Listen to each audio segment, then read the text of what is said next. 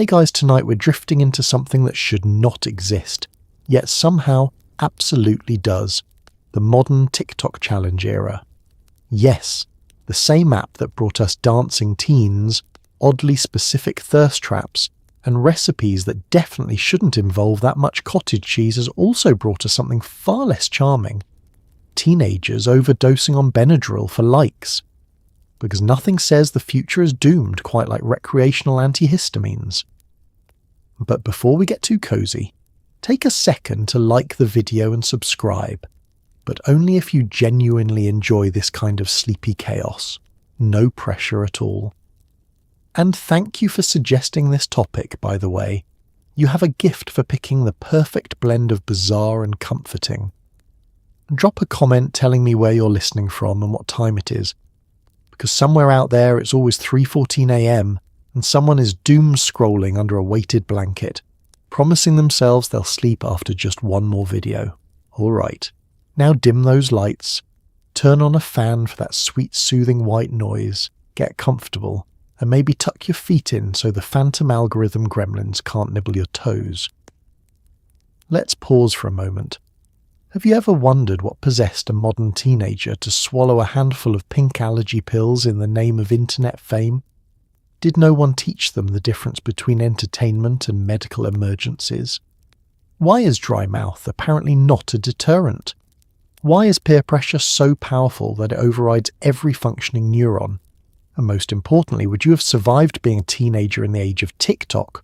Or would you too have been one badly edited video away from a regrettable trip to the ER? Congratulations. You've just woken up not in medieval Europe, not in Victorian London, but in the dangerous, baffling ecosystem known as 2020's teenage internet culture, a place far scarier than any plague crusade or frozen medieval hut. Good luck. You open your eyes to the blinding glow of the FYP, TikTok's chaotic oracle. It knows everything about you, your humour, your insecurities, and your darkest 2 a.m. thoughts. It feeds you dance challenges, cooking hacks, and then, ominously, a video suggesting you try 14 Benadryl. You blink. The algorithm stares back. Let's talk about the For You page, because in many ways it is a medieval sorcerer. Not the wise kind who lives on a mountain and occasionally gives cryptic advice. No, this one lives in your phone, demands your attention, and whispers terrible ideas with the confidence of someone who has never been held accountable for anything. The moment you open the app, it welcomes you with a digital inhale, ready to serve you a perfectly curated blend of chaos. It knows exactly when you're vulnerable enough to watch a 12-second clip of a raccoon stealing cat food, followed immediately by a video teaching you how to reupholster a chair using only elbow grease and trauma. The sensory detail hits next. The screen's glow is blinding, artificial sunlight pouring into your barely awake eyeballs. The sound, an endless carousel of audio clips, sped-up pop songs, whispers, giggles, duets, and one man somewhere in Minnesota screaming POV at the top of his lungs. You scroll, hypnotized, your thumb moving like it's possessed by a ghost who majored in marketing. And then you see it, the Benadryl challenge. A cheerful, pastel-colored nightmare. A teenager, bathed in LED lights, telling you that if you just swallow a handful of allergy pills, you'll experience cool visions. It's like someone took the medieval concept of self-punishment and slapped a neon filter on it. This is where the humour meets the horror, because the FYP doesn't gently suggest things, it ambushes you. One moment you're watching a recipe for depression lasagna, and the next moment TikTok is essentially daring you to battle your own central nervous system. The algorithm is like a friend who whispers, "Do it," before you've even asked what it is. Ever notice how the videos seem to shift tone depending on your mood? If you're stressed, you get soothing lo-fi beats and videos of people restocking their pantries with suspicious levels of organisation. If you're hungry, it serves you 14 recipes involving cheese, croissants, and an air fryer. And if you're bored, oh no! That's when the app becomes sentient. That's when it offers you the challenge. It's unsettlingly relatable. You think, no one would actually do this. And then the comments prove that hundreds already have. Some proudly recount their hallucinations.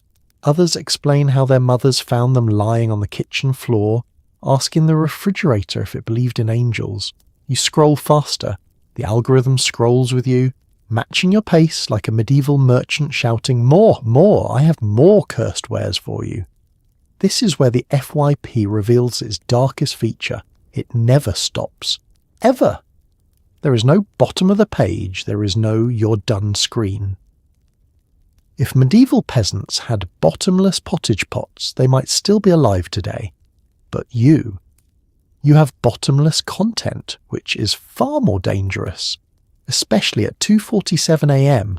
when your impulse control curls up like a fainting goat. And the absurd comparison arrives. The For You page is like a knight's herald announcing quests you never signed up for. "My liege," it says, "others have taken the Benadryl challenge. Shouldst thou also risk thine kidneys for glory?" Your eyes burn, your thumb swipes, your soul leaves your body momentarily. You're no longer a person, you're a vessel for the algorithm's whims. The FYP is your lord now, and it demands tribute. But somewhere in this glowing mess between the frantic editing, the suspiciously enthusiastic creators, and the eerie accuracy of your recommended content, you realize something. This digital oracle is powerful, but not wise. It doesn't know what you should do, only what you'll watch without blinking for 9 seconds. And there, in that realization, is the punchline. The algorithm might be all-knowing, but you still have the one thing it doesn't. The ability to put your phone down. Not that you will, but you could, if you tried. Probably. Maybe tomorrow. You're suddenly trapped inside the swirling psychological cyclone that is the adolescent mind. Neurons are firing, dopamine is pinging like a pinball machine, and the frontal lobe, the part responsible for good decisions, is basically on vacation with no forwarding address. Let's take a moment to appreciate where you've landed. You aren't just inside any brain. You're inside the teenage brain, that volatile soup of hormones, emotions, and questionable logic that evolution forgot to finish programming before releasing it into the wild. Everything in here is dialed up to 11 for no reason. Annoying sounds, infuriating. Minor inconveniences, catastrophic. The possibility of internet fame, absolutely irresistible. Rational thought, hanging on by a thread. You move through the mental landscape like a time traveller observing a strange, noisy civilization. The first thing you notice is the dopamine. It's everywhere. It sparkles like glitter tossed by a hyperactive fairy who's never been told no. Every notification, every buzz, every new video on TikTok sends fireworks across this developing neural highway. It's like the brain is screaming, "Yes! More!" before it even knows what more is, and that brings us to impulse control, or rather, the impressive lack thereof. The frontal lobe, which should be acting as a stern, responsible parent in this psychological household, has packed its bags, left a note that says "good luck," and driven off into the sunset. In its place, a part-time temp worker named Vibes, and Vibes makes all the decisions. Should you eat an entire family-sized bag of hot Cheetos at midnight? Vibes says yes. Should you dye your hair blue 5 minutes before school? Also yes. Should you maybe consider not swallowing a handful of Benadryl for a TikTok challenge? Vibes hesitates, then still says yes. And it's not just the chemicals, it's the sensory overload. Every thought is loud. Every emotion is louder.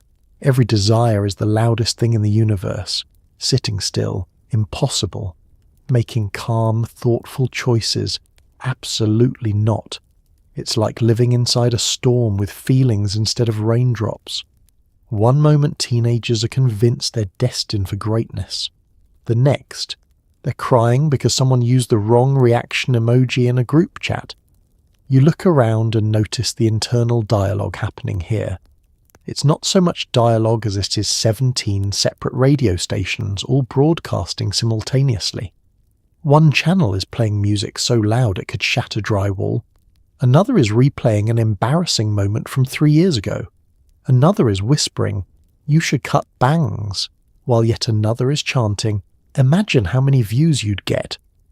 And then, of course, you encounter the emotional thermostat. It has 2 settings, unreasonably confident and catastrophically dramatic. There is no middle ground. A simple compliment sends self-esteem soaring to godlike levels. A minor critique causes a spiral deep enough to qualify for geological study.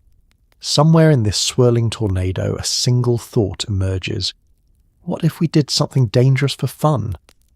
And because the frontal lobe is still sunbathing in Bora Bora, there is no adult supervision here to say, "Oh, hey, maybe don't." Instead, the teen brain responds with breathtaking enthusiasm. Incredible idea. Let's absolutely do that right now, without hesitation, and without telling anyone who could physically stop us. This is how challenges happen, not because teens are reckless by nature, but because their brains are wired for reward long before they're wired for risk assessment. They aren't thinking of consequences, they're thinking of possibilities, the thrill, the novelty, the what if that adults have long learned to ignore.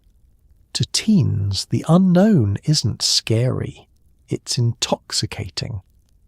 You stand in the middle of it all, surrounded by flashing thoughts, pulsing hormones, and a motivational soundtrack that seems to have been composed by a caffeinated squirrel. It's chaotic, it's overwhelming, it's kind of nostalgic, because once upon a time, your brain lived here too. And now, as you gently step out of this riotous neural carnival, you realise the punchline. Teenagers aren't broken. They're just running on early access software that desperately needs an update. The real surprise is that any of us survived it. You hear the whispers of classmates, group chats buzzing, TikTok comments daring you to try what everyone else is doing. Peer pressure hasn't changed since the Stone Age. It's just gotten better lighting. Let's talk about peer pressure. Humanity's longest-running subscription service. It's older than civilization, older than agriculture, older than that one caveman who tried to impress his tribe by licking a weird mushroom. You'd think after thousands of years we'd have figured out how to ignore it, but no, it has simply slipped into a new disguise, one with a ring light and a curated aesthetic. You stand in the hallway at school hearing snippets of conversation float past. Did you see what Maddie did? I bet you won't. I dare you. The words stick to you like neon post-it notes, even if you don't want to read them. You do. The tone isn't overtly hostile. It's soft, playful, sprinkled with emojis, the kind of pressure that feels like a warm hug from someone who fully intends to push you into a volcano. And now your phone vibrates. The group chat lights up like a slot machine. Someone posts a TikTok of a classmate chugging cough syrup for fun. Another sends a screenshot of likes shooting upward like a NASA launch.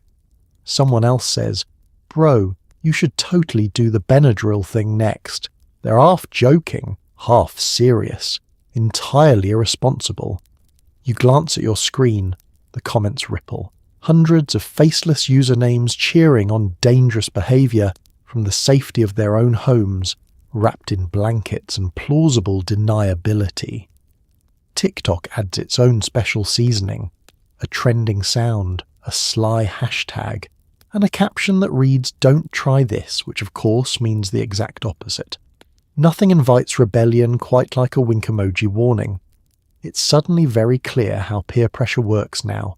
It no longer corners you behind the bleachers. It follows you everywhere, into your room, into your bed, into your half-asleep doom scrolling. It doesn't shout, it nudges, it whispers, it suggests. It sits cross-legged on your chest at 2 a.m. saying, "What's the worst that could happen?" as if it hasn't seen the news, and you feel it. The tug in your stomach.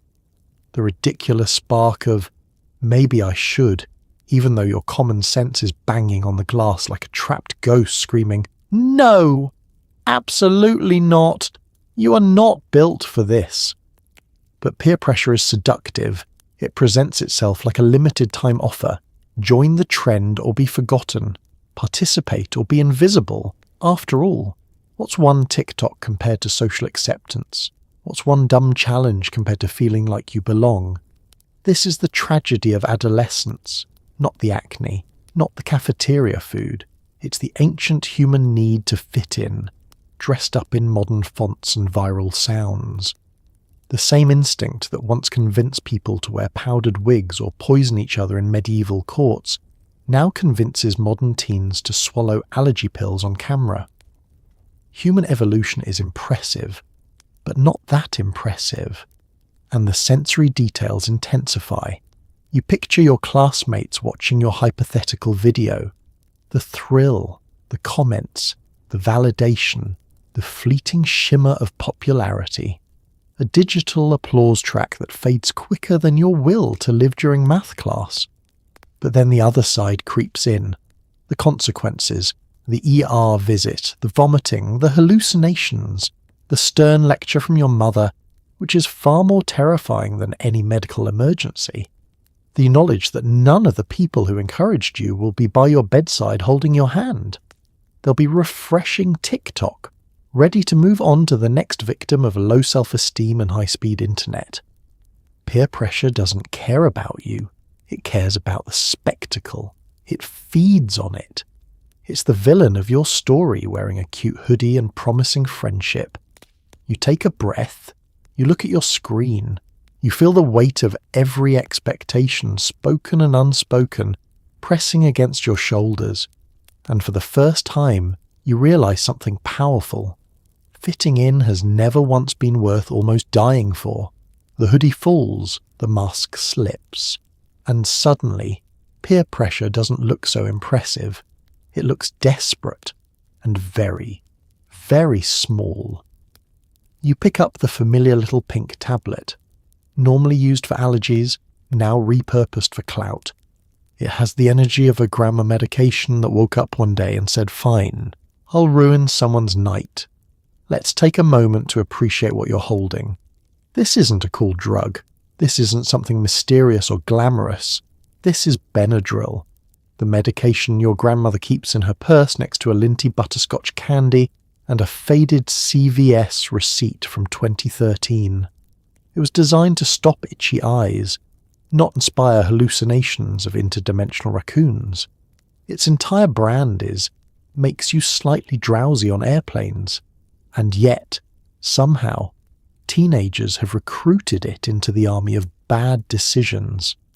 In your palm, the tiny pink pill sits there, innocently chalky and pastel, like a piece of children's candy that somehow grew up to become a chemical bouncer for the central nervous system. You roll it between your fingers. It squeaks faintly as if whispering, "Are you sure? Because I'm really not built for this."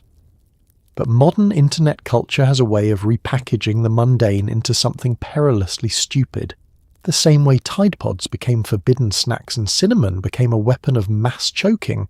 Benadryl has been elevated, or rather degraded, into a trending dare, one that boasts a simple promise, visions, hallucinations, TikTok clout. A journey straight into the shadowy realm between consciousness and I think my skeleton is trying to leave my body. And so we arrive at the sensory experience of the pill itself, that chalky texture, the faint medicinal smell. You imagine popping one, then another, then the number recommended by people with medical degrees, which shockingly is not 14. It's 1, maybe 2 if you're feeling especially sneezy. The moment you cross that boundary, the pill transforms from sleepy pink candy into a miniature chaos agent. Your mouth dries out instantly, like someone swapped your saliva for powdered glue. Your eyelids start weighing 5 pounds each. Your heart beats with the anxious rhythm of a raccoon trapped in a recycling bin. Meanwhile, your brain processes information as if every neuron is lagging over bad Wi-Fi. and teenagers, for reasons no anthropologist has adequately explained, see all this and think, yes, perfect, film it. This is when the absurd comparison makes itself known. Benadryl isn't a thrilling rebel. It's not a medieval potion brewed in a haunted cauldron. If anything, it's more like a tired librarian who just wants everyone to lower their voices, but misuse enough of it. And suddenly that librarian is flipping all the tables and summoning creatures from the astral plane. As you hold the pill, your thoughts drift to the people who actually designed it. Scientists in lab coats, clutching clipboards, muttering things like antihistamine efficacy and may cause mild drowsiness. Now imagine their horror if they saw what teenagers were doing in the year 2026. They'd probably faint, or file paperwork, or update the warning label to read, "Not for use in social media trends, dares, challenges, clout-chasing activities, or any situation involving ring lights." You stare at the pill again. It seems smaller now, less powerful. Because the truth is, Benadryl isn't the villain. It's just extremely unimpressed. It didn't ask to be part of a challenge. It didn't ask to be swallowed like Skittles by children with frontal lobes still under construction. It wanted to sit quietly in medicine cabinets and solve seasonal allergies with the soft enthusiasm of a nap. And here's the punchline. In a world filled with dangerous substances, reckless tests of courage, and thrill-seeking adrenaline junkies, it is somehow the humble pink allergy tablet that has become the symbol of modern poor decision-making. Not because it's exciting, but because the internet can make even the sleepiest object chaotic. So you place the pill back down gently, like returning a wild animal to its habitat. You blink, your brain clears, and somewhere you swear you hear the pill sigh, relieved to be used for a runny nose instead of a medical emergency. Not every challenge needs to be accepted, especially not by grandma's medication. You scroll through videos of teens acting invincible, staging dangerous stunts with the confidence of people who haven't yet paid their own insurance premiums. You remember thinking you were immortal too once upon a time. Let's sink into that illusion of invincibility, that shimmering bubble every teenager seems to be issued the moment puberty begins, right along with acne and questionable fashion choices. It's the ancient myth reborn, the belief that nothing bad will ever happen to you, that you can leap off roofs, swallow substances, ride shopping carts downhill, and film the entire catastrophe for the internet without so much as spraining an ego. Because consequences, those are for older people, people with lower back pain, people who say things like budget and deductible. You watch another TikTok. A kid attempts a flip over a moving sprinkler. It ends exactly the way physics predicted, poorly. The comments praise the effort. Someone adds a fire emoji. Someone else says, WVid. No one mentions the screaming evidence of gravity asserting its dominance.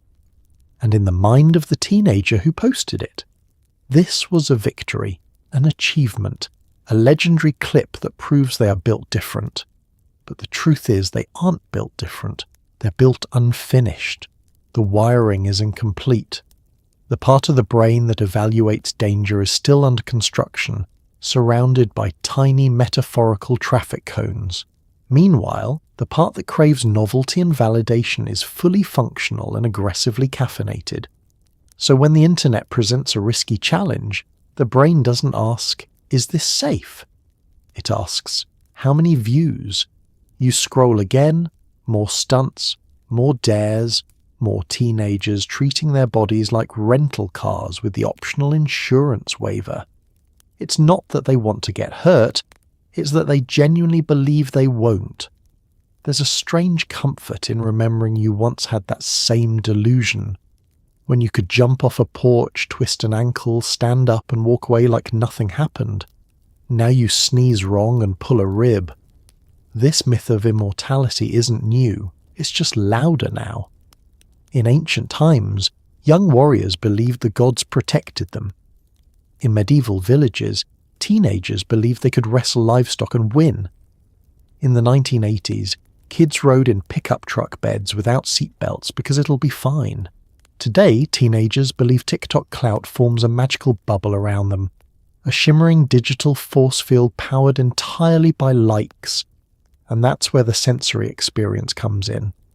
As you scroll, you feel your stomach twist, a mixture of nostalgia and horror. Your brain whispers, "We used to be reckless." Your spine whispers back, "Don't even think about it." You hear the faintest echo of your younger self saying, "It won't happen to me," and your older, wiser self replying, "I need to sit down before my knees give out." The videos blur together. Flips, falls, challenges gone wrong, challenges that will go wrong, and the unstoppable tide of youth convinced their bones are made of rubber. And beneath all of it runs the same unspoken theme. Immortality is a feeling, not a fact. But somewhere deeper, beneath the humour and chaos, there's something tender. You remember what it felt like to believe the world pivoted around you. You remember thinking you had infinite time, infinite chances, infinite resilience. And while that belief was wildly incorrect, it was also strangely beautiful. Youth is a season where fear hasn't yet taken root, where the horizon feels endless, and the future is a vague concept that doesn't include medical bills. The problem is when that feeling meets an algorithm, because algorithms don't care about mortality. They care about engagement. They care about retention. They care about serving you the next video that convinces you you're special, untouchable, destined to go viral even if it hurts. You close the app for a moment. Your eyes rest.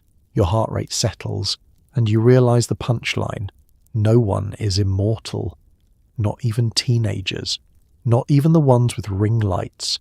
But the myth persists, generation after generation, because growing up means slowly learning the truth. One scraped knee, one dumb decision, one ill-advised challenge at a time. And if you're very lucky, you learn it before a pink allergy pill teaches it to you the hard way. Inside your body, chaos erupts. Your stomach begins conducting a symphony of regret. Tingling, nausea, dizziness, a carnival of medical red flags. Meanwhile, your digestive system simply sighs, "Not again." Let's set the scene. You've swallowed far too many little pink tablets, not because you were sneezy, not because you had hives, but because the internet dared you to.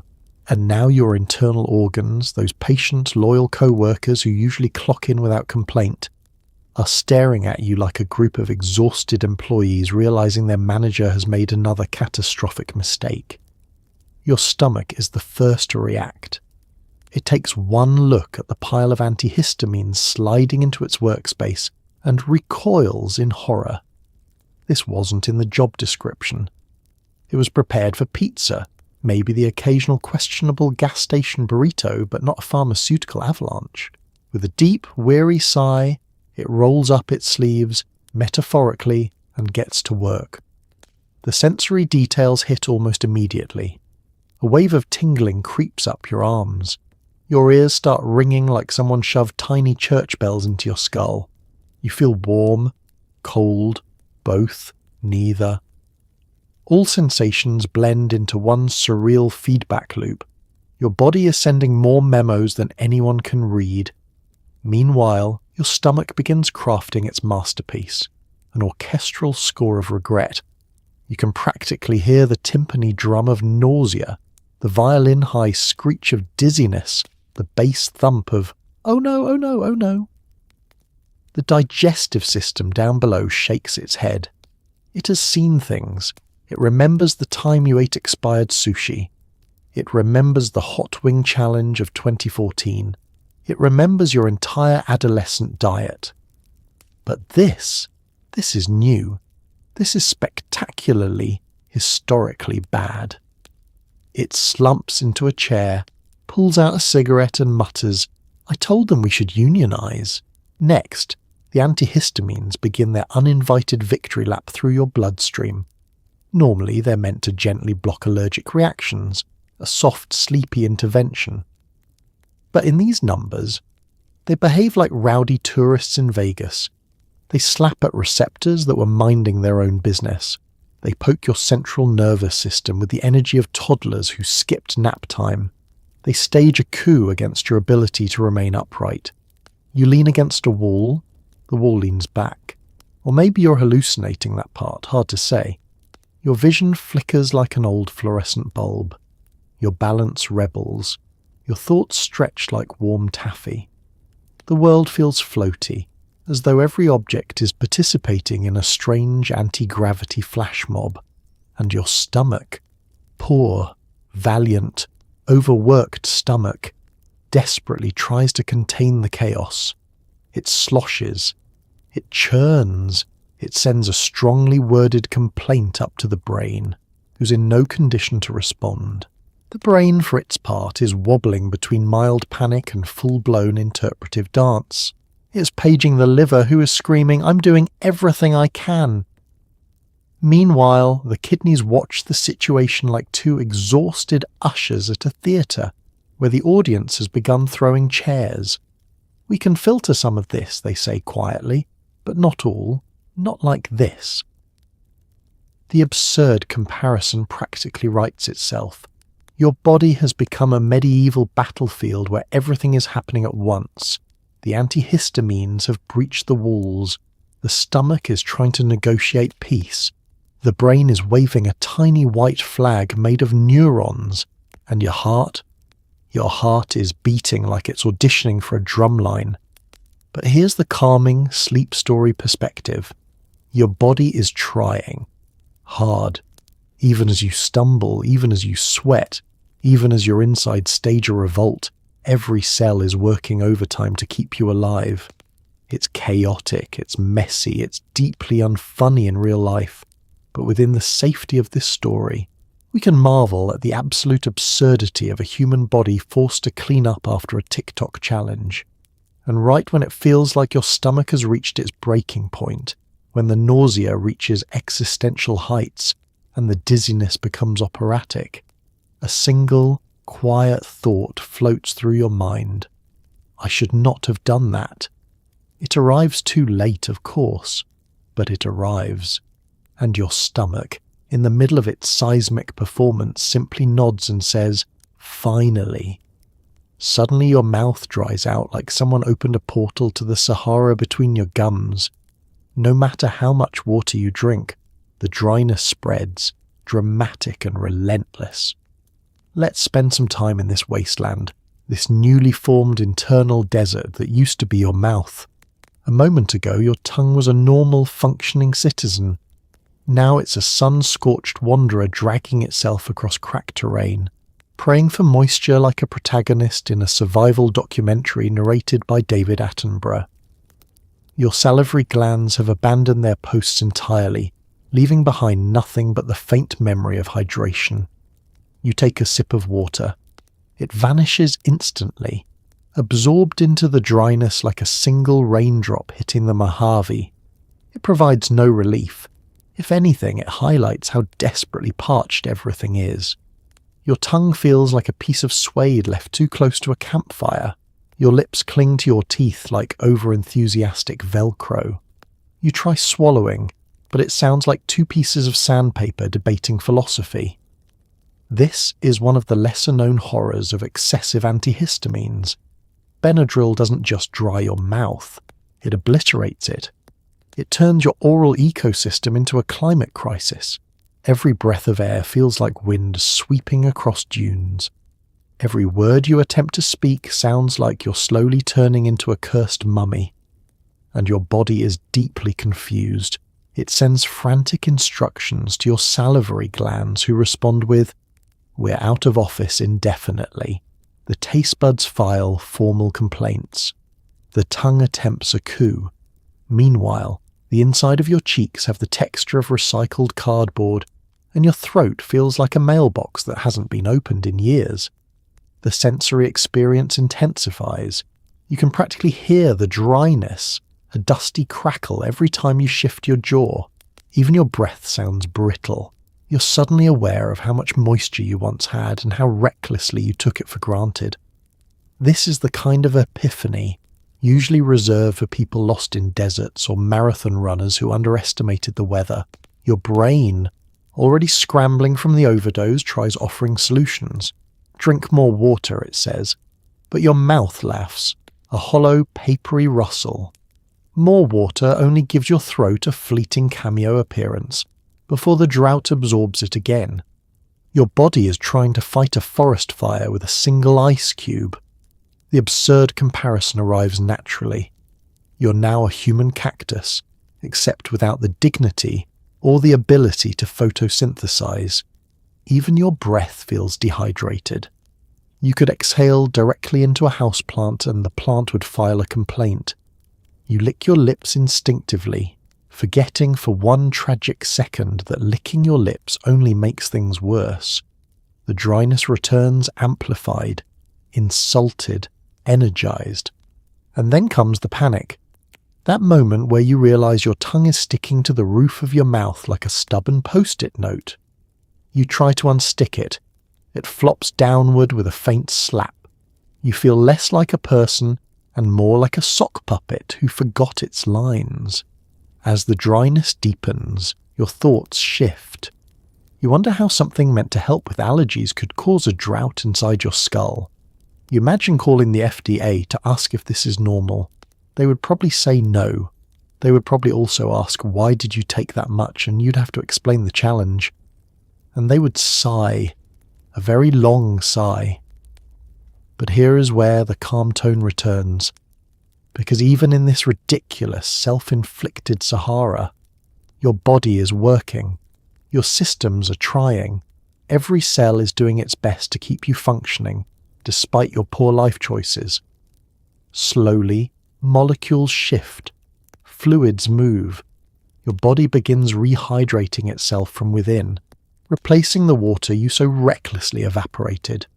And at the end of all this, somewhere between the sandstorm dryness and the gradual return of saliva, you're left with a simple, humbling truth. No internet challenge is worth turning your mouth into a national park of drought and despair. Your tongue, once again moistening, gives a tiny nod of agreement. Your surroundings ripple. Shadows move. Your ceiling fan introduces itself by name. This is not enlightenment. This is your brain waving a tiny white flag while filing a complaint with HR. Let's ease into this moment, gently, slowly, because hallucinations, especially the accidental kind, are not glamorous or psychedelic or spiritually awakening. They're deeply inconvenient, profoundly unsettling, and almost always disappointing. You're not communing with the universe. You're not unlocking the secrets of existence. You're not even having fun. You're simply watching your brain unravel like a poorly knit sweater because you swallowed enough antihistamines to incapacitate a small horse. First comes the distortion. Your room wobbles like it's made of gelatin. Corners bend, shadows stretch and breathe. In the dim light, your bookshelf seems to sway gently, like it has somewhere else to be but doesn't want to be rude about leaving. You blink, hoping to reset your eyeballs like glitchy apps. No luck. If anything, the glitching intensifies. The walls are not melting, but they are participating in something. Then your hearing shifts.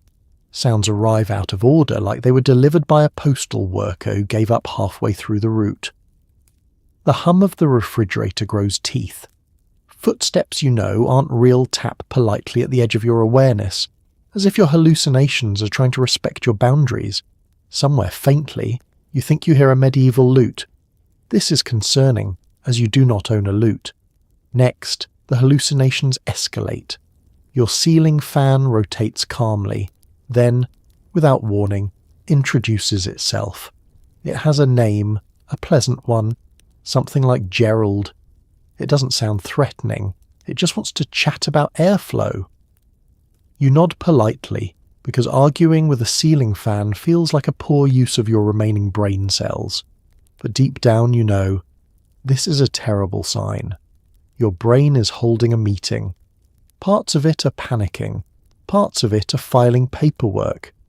The prefrontal cortex, who did not approve this experiment, is sitting in a corner muttering, "This is why we don't do impulsive things."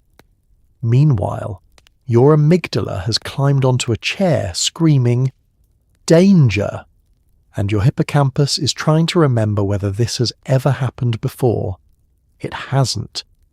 With each passing moment, the hallucinations intensify. Patterns move that shouldn't move.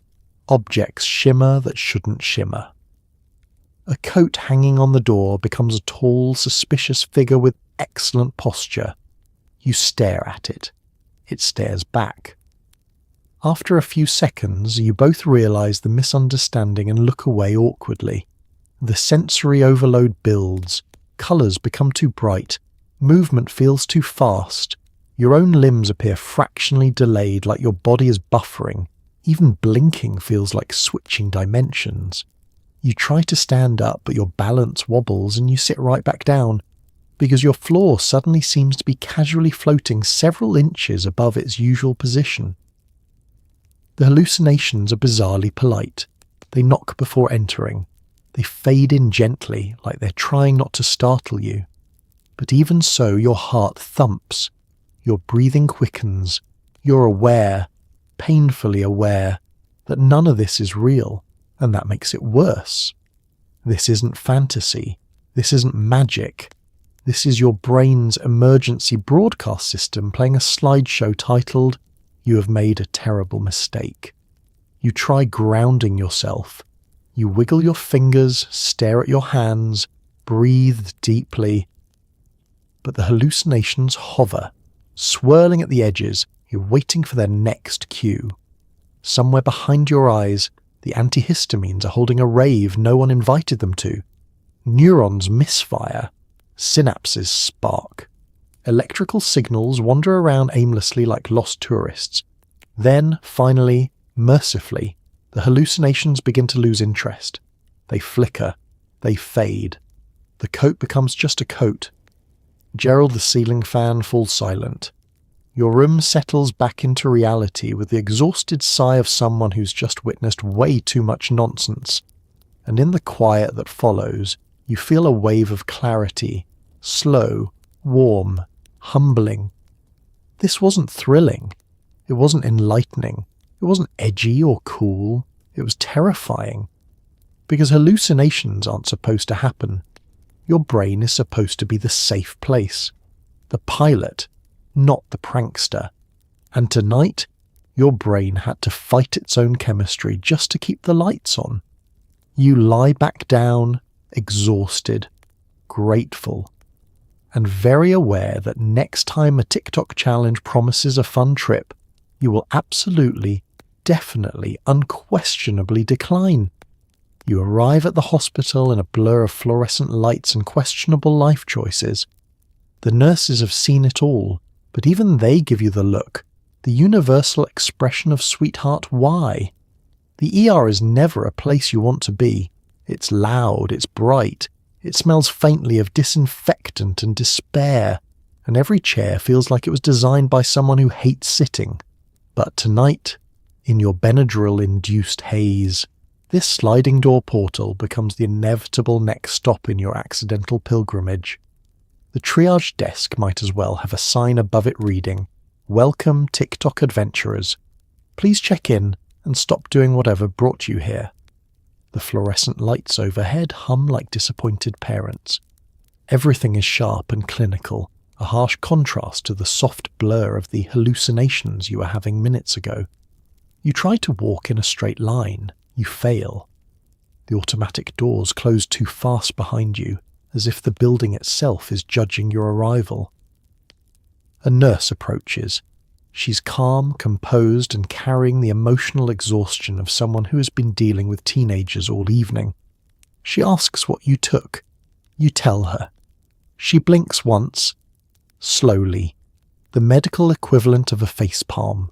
She doesn't gasp or panic. She just gives that look, the one that says, "I wish you would make different choices. Honey, you're ushered into triage. Machines beep, pens click, questions fly at you. How many did you take? When? Why? The first two you can answer. The third, not so much. You mumble something about the internet. The nurse stops writing for a moment. You can almost hear her soul audibly leave her body and return. And then the vitals check begins. Blood pressure cuff squeezing your arm like it's trying to wring the nonsense out of you. Pulse monitor flashing numbers that should not be that high. Oxygen sensor glowing on your fingertip, broadcasting your questionable decisions in Morse code. A second nurse joins in. She glances at your chart. She sighs. This is not her first antihistamine rodeo.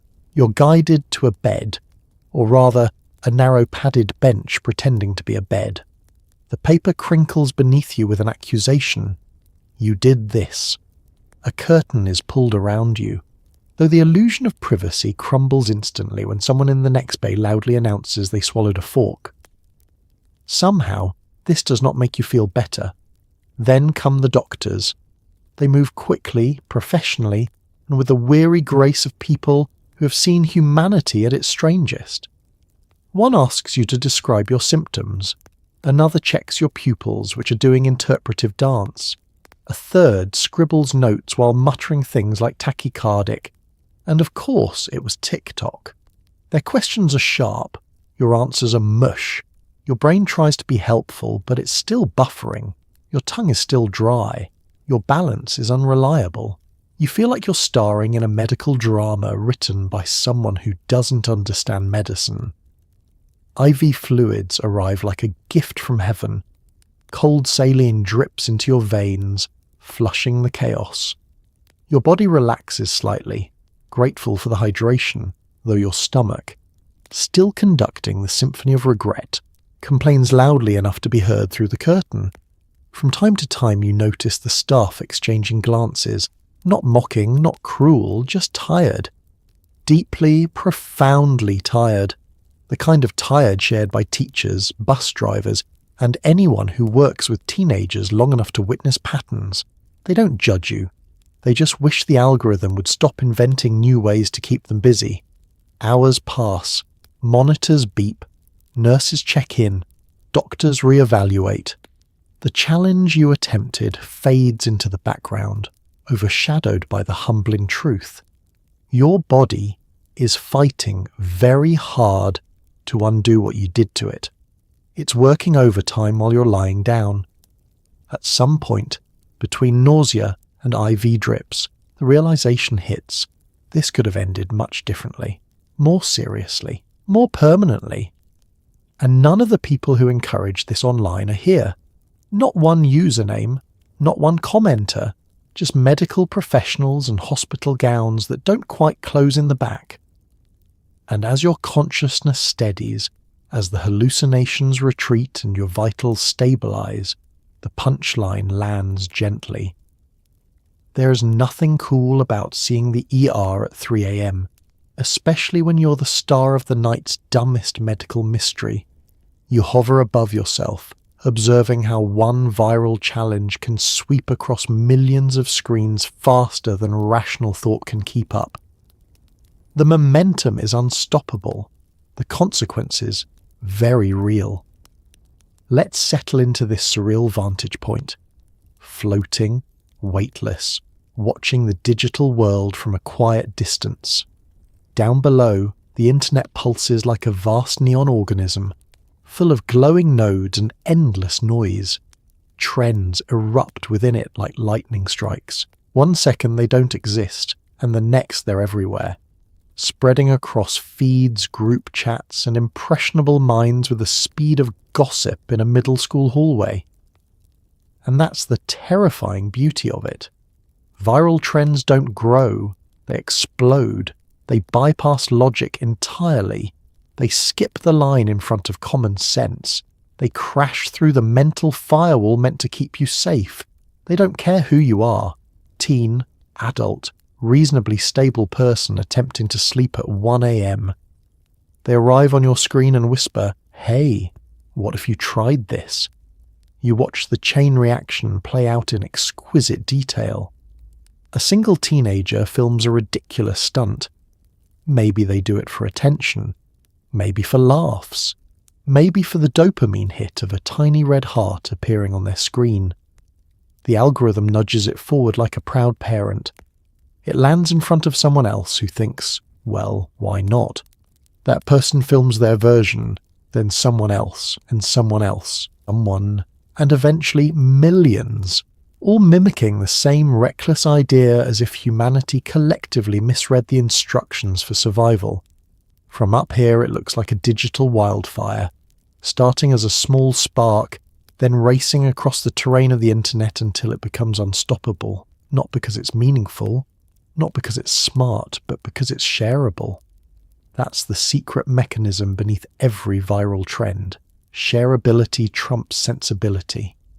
A trend doesn't need to be safe, helpful, or remotely sane. It just needs to be sensational enough to hook your attention for 2.5 seconds. That tiny window is all the algorithm needs to decide, yes, this is what humanity craves now. And the consequences? They don't appear in the videos. They appear afterward, off-screen, in ER waiting rooms, worried parents, elevated hospital bills, and quiet moments of reflection when someone realizes they traded safety for visibility. From your vantage point, you see the teens participating in the Benadryl challenge. Their screens glow pink. Their shaky hands hold pills that were never meant to be currency in an online contest. You watch as laughter morphs into confusion, then panic, then vomiting into a trash can that will absolutely end up in a future cautionary tale. Still, the trend spreads. Not because it's logical, but because it's contagious, socially, psychologically, and digitally. You notice something else too, the illusion of bravery. Viral trends make people feel bold, daring, invincible, but that courage is counterfeit, borrowed from strangers online who will never face the consequences with you. The comments cheering you on won't sit beside your hospital bed. The usernames with fire emojis and goat won't call your doctor. Viral trends create the illusion of community, but in reality they vanish the moment you need them most. You drift lower, closer to your physical self, who is lying in bed recovering from the challenge's aftermath. You feel the weight of it now, how easily one moment of impulsive scrolling can spiral into something dangerous. How quickly a trend can take root in your mind, bypassing your better judgment. You realize that viral challenges aren't tests of skill, they're tests of vulnerability. And this is where the calm, reflective tone settles in. Because acknowledging the terrifying power of viral trends isn't about shame, it's about awareness.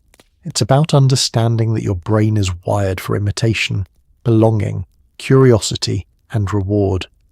Viral trends exploit all of those. They turn those instincts against you in a way previous generations never had to contend with. From above, you see it clearly. The internet is powerful, mesmerizing, and occasionally unhinged. But you're not powerless within it. You can choose which waves to ride, which sparks to ignore, which trends deserve your attention, and which deserve a firm, resounding no. And that realization, gentle and grounded, is your way out of the storm. A chill runs down your spine. Your parents hold your phone, scrolling with the speed and precision of seasoned detectives. Their silence is louder than any yelling could ever be. This is it. The moment every adolescent instinct has trained you to avoid since the dawn of time. Cave children probably hid their crude wall scribbles from their mothers. Medieval teens probably tucked away forbidden letters.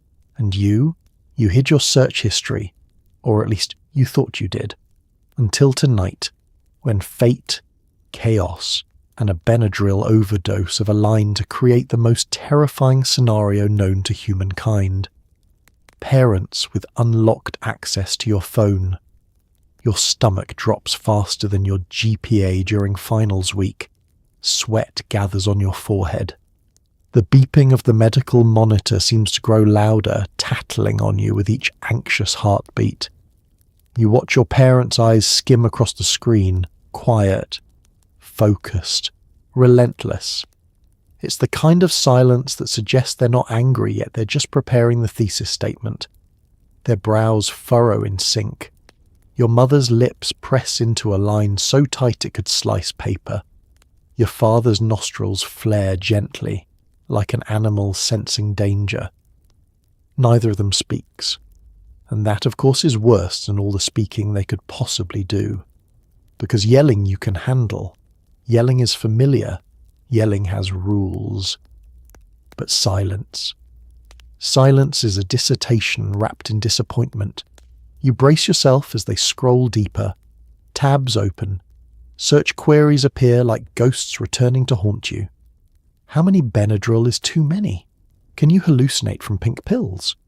What does a heart palpitation feel like? ER, wait times near me. And the worst one, how to look cool on TikTok fast. Your parents pause. Their souls visibly leave their bodies. Your mother slowly turns the phone around, as if unveiling incriminating evidence in court. She doesn't speak, but her expression clearly says, explain, everything, immediately. Your throat tightens. Dry mouth returns with a vengeance. You try forming words, but your tongue gives out like a dehydrated slug. All you manage is a faint squeaking noise that does not support your case. Your father sighs. Not a normal sigh, but a meteorological sigh, the kind of exhale that precedes thunderstorms. He rubs his temples, absorbing the magnitude of your choices, the weight of modern internet culture, and the crushing realization that he once believed he raised a child who understood what dosage instructions are for. Meanwhile, the ER room becomes a theatre. Nurses pass by pretending not to listen. A doctor glances over with a sympathetic smirk, the universal look of someone who has personally witnessed 100 versions of this interaction. The sensory details intensify. The fluorescent lights feel harsher. The hospital blanket feels scratchier. Even your phone, sitting innocently in your mother's hand, seems heavier with guilt. You realize with brutal clarity that no matter how old you get, no matter how independent you feel, nothing regresses you faster than parents discovering you Googled something profoundly stupid. And then comes the lecture. It begins softly, too softly, like the ominous opening notes of a horror movie soundtrack. Your mother starts with the classic, "We need to talk about responsibility." Your father joins in with, "Do you have any idea how dangerous this was?" The two of them volley phrases back and forth.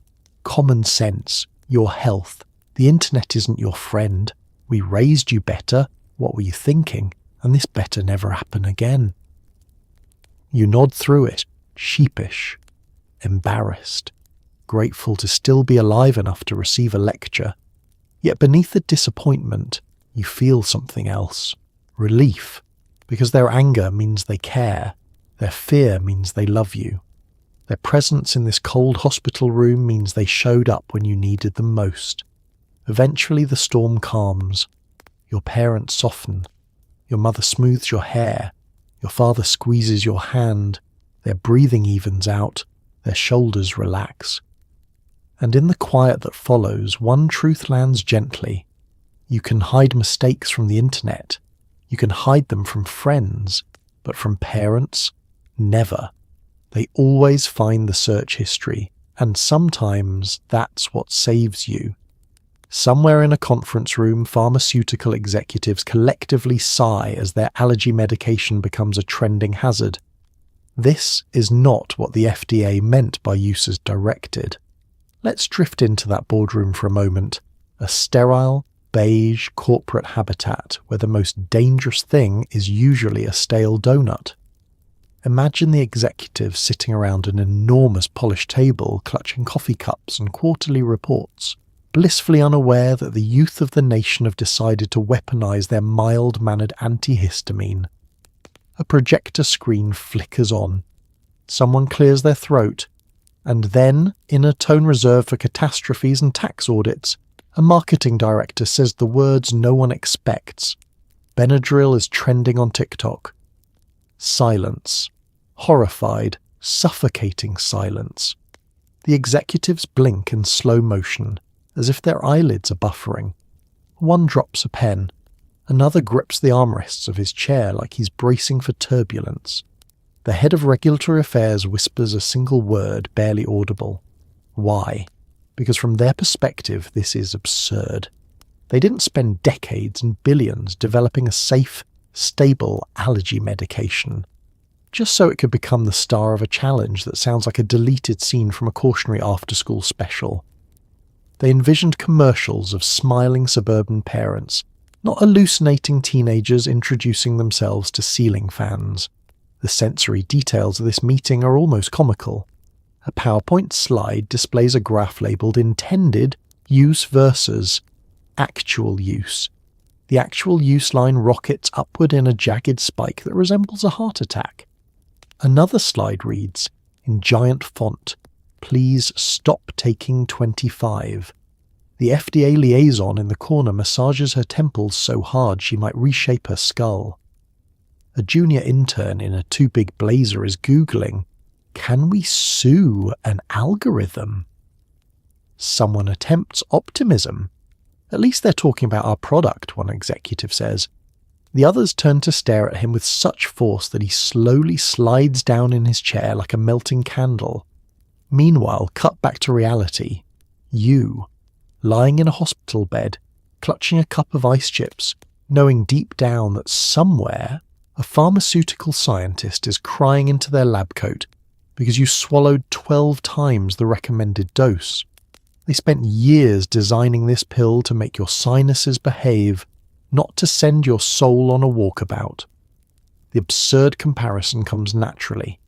Big Pharma is like a medieval alchemist who finally perfects a soothing salve, only for the village teenagers to use it as a hair gel because it looks shiny.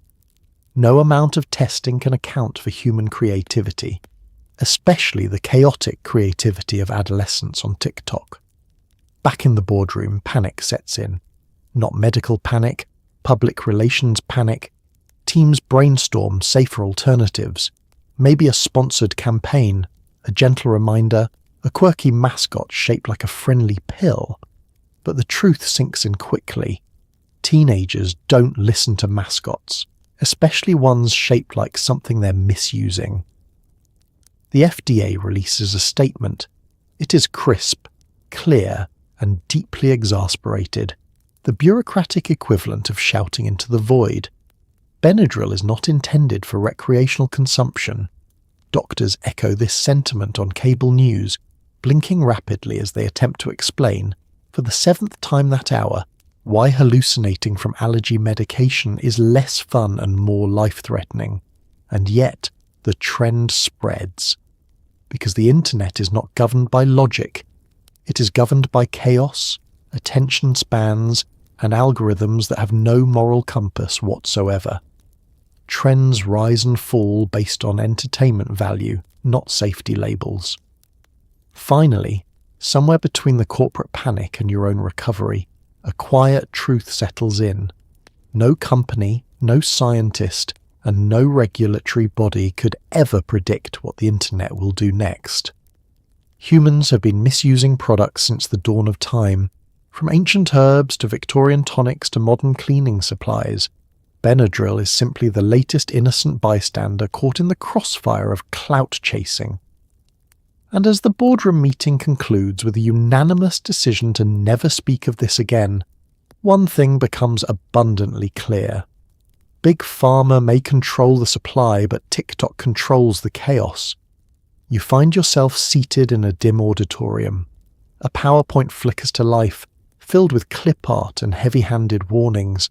It's both boring and terrifying, an impressive combination. Welcome to the mysterious realm of the school assembly, that strange middle ground between education and mild psychological warfare. Here, beneath the faint smell of carpet cleaner and overcooked cafeteria pizza, hundreds of students slump in plastic seats as fluorescent lights hum overhead like disinterested chaperones. It's too early for consciousness and too late to pretend you're sick enough to go home. You're trapped. Everyone is. A teacher stands near the aisles, arms folded, making sure no one escapes. Another hovers near the stage, guarding the laptop like a medieval scribe protecting ancient scrolls. The projector screen glows an ominous shade of pale blue, the colour of academic doom. And then, as if summoned by your regret, the first slide appears. The dangers of misusing medication. Cue the collective groan. The PowerPoint transitions with the exact animation preset used in every presentation since 2004. Little pills spin onto the screen. Clip-art children clutch their stomachs dramatically. A red X slashes across a cartoon bottle of Benadryl like it's being excommunicated. You feel your soul leave your body momentarily, floating up toward the rafters to examine the suspicious water stains. The speaker, usually a well-meaning health teacher or a visiting nurse who has absolutely seen some things, steps to the microphone. They tap it twice. It squeals. The feedback pierces your skull in a way that suggests it was meant as punishment. "Good morning, students," they begin, in a tone so somber you'd think they were announcing the fall of civilization. They launch into statistics, charts, graphs, horrifying stories that sound like urban legends but are absolutely, unfortunately real. Every slide is a battle between the desire to educate and the overwhelming urge to terrify you out of making bad decisions ever again. The fluorescent lights flicker.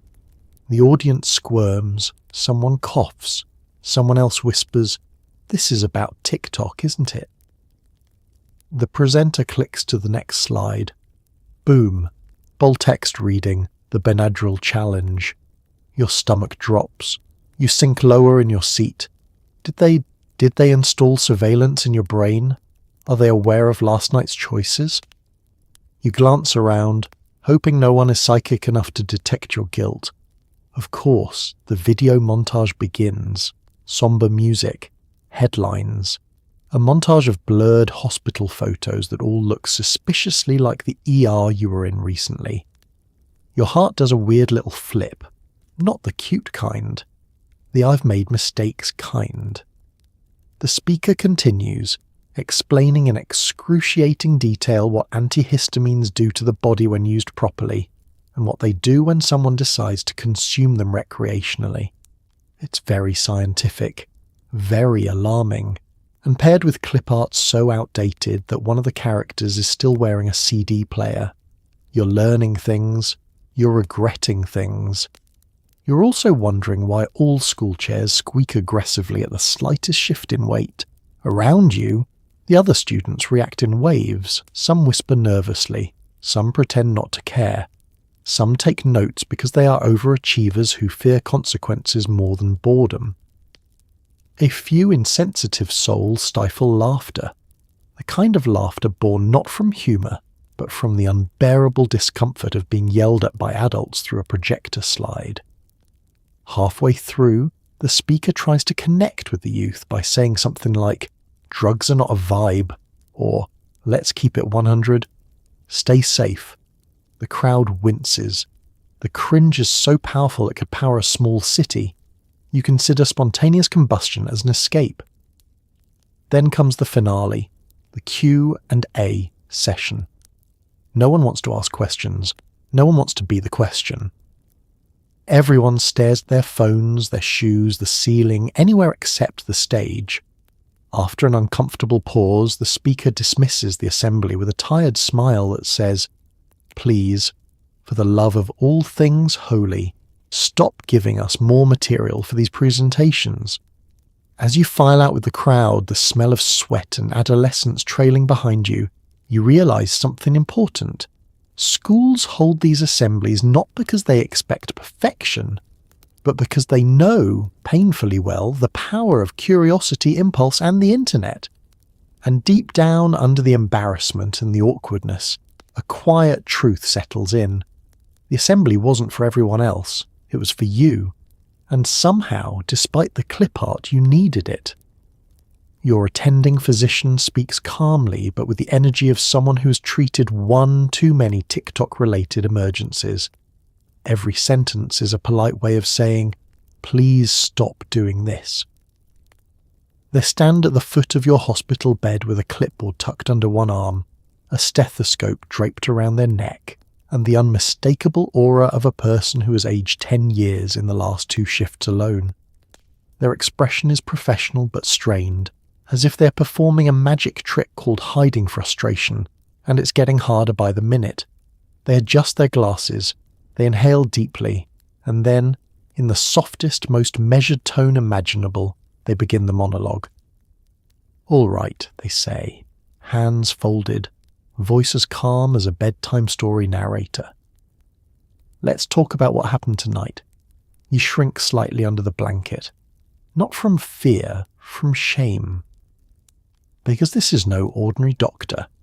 This is a veteran of the TikTok wars, a medical professional who has patched up cinnamon challenge casualties, energy drink overdoses, and a kid who attempted parkour down the staircase and discovered tragically that gravity is undefeated.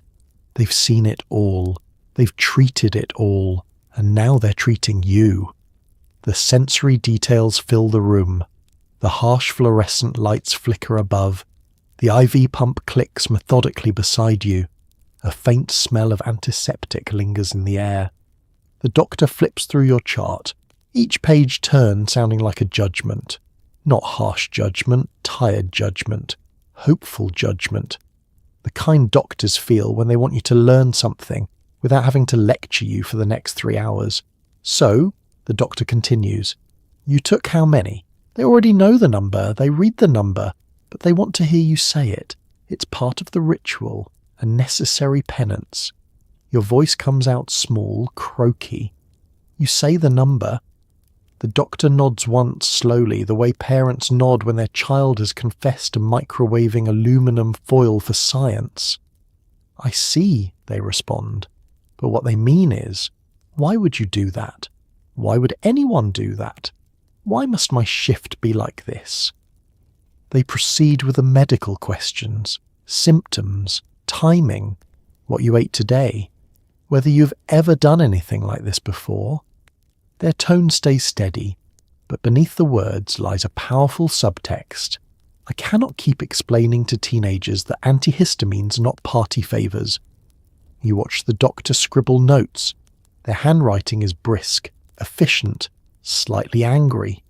You can tell they're mentally drafting a resignation letter they'll never actually send. A nurse passes by and gives the doctor a sympathetic pat. The universal hospital gesture for hang in there, champ. Then comes the educational lecture, the gentle but firm breakdown of what Benadryl actually does to the body. The doctor speaks slowly as though narrating a documentary called How to Not Die from Internet Trends. They explain histamine receptors. They explain toxicity. They explain how hallucinations do not equal enlightenment. Their voice is soothing, but you can hear the exhaustion humming beneath every syllable. Your heart rate spiked, the doctor says. Your blood pressure behaved like it was on a roller coaster. Your neurological reactions were less than ideal. You scared your parents. You scared the nurses. You scared me. And I do not scare easily. You nod, thoroughly chastened. The doctor takes a long breath, sits on the rolling stool beside your bed, and levels with you. Their voice drops softer now, warm but worn. "I know you didn't mean harm. I know you were curious, or pressured, or caught up in something, but you have to understand, your body is not built for this, and we're tired, so tired of seeing kids come in because a stranger on the internet convinced them to gamble with their organs." They pause. You can tell they genuinely care. That's the thing about doctors. Buried under the burnout and the frustration is a deep, stubborn compassion that keeps dragging them back every day. Finally, they close your chart and rise to leave. "Please," they say quietly, "don't make me see you here again for something like this." Not angry, not yelling, just pleading. And somehow that lands harder than anything else. Notifications explode. Your friends alternate between genuine concern, morbid curiosity, and memes of questionable taste. Modern friendship distilled. Your phone buzzes like an angry beehive on the nightstand. Even in your half-delirious post-ER state, the vibrations are impossible to ignore. Psst, psst, psst. Your group chat is awake, and, unfortunately, very aware of what you've done. You pick up your phone with trembling fingers. The screen lights up, illuminating a waterfall of messages cascading down the chat. Hundreds of unread texts, multiple voice notes, 3 GIFs, and at least 1 meme of SpongeBob screaming. Your friends have entered the digital equivalent of pacing back and forth outside your hospital room. First comes the concern. Real, heartfelt messages like, "Dude, are you okay? Why didn't you tell us? Is your mum freaking out?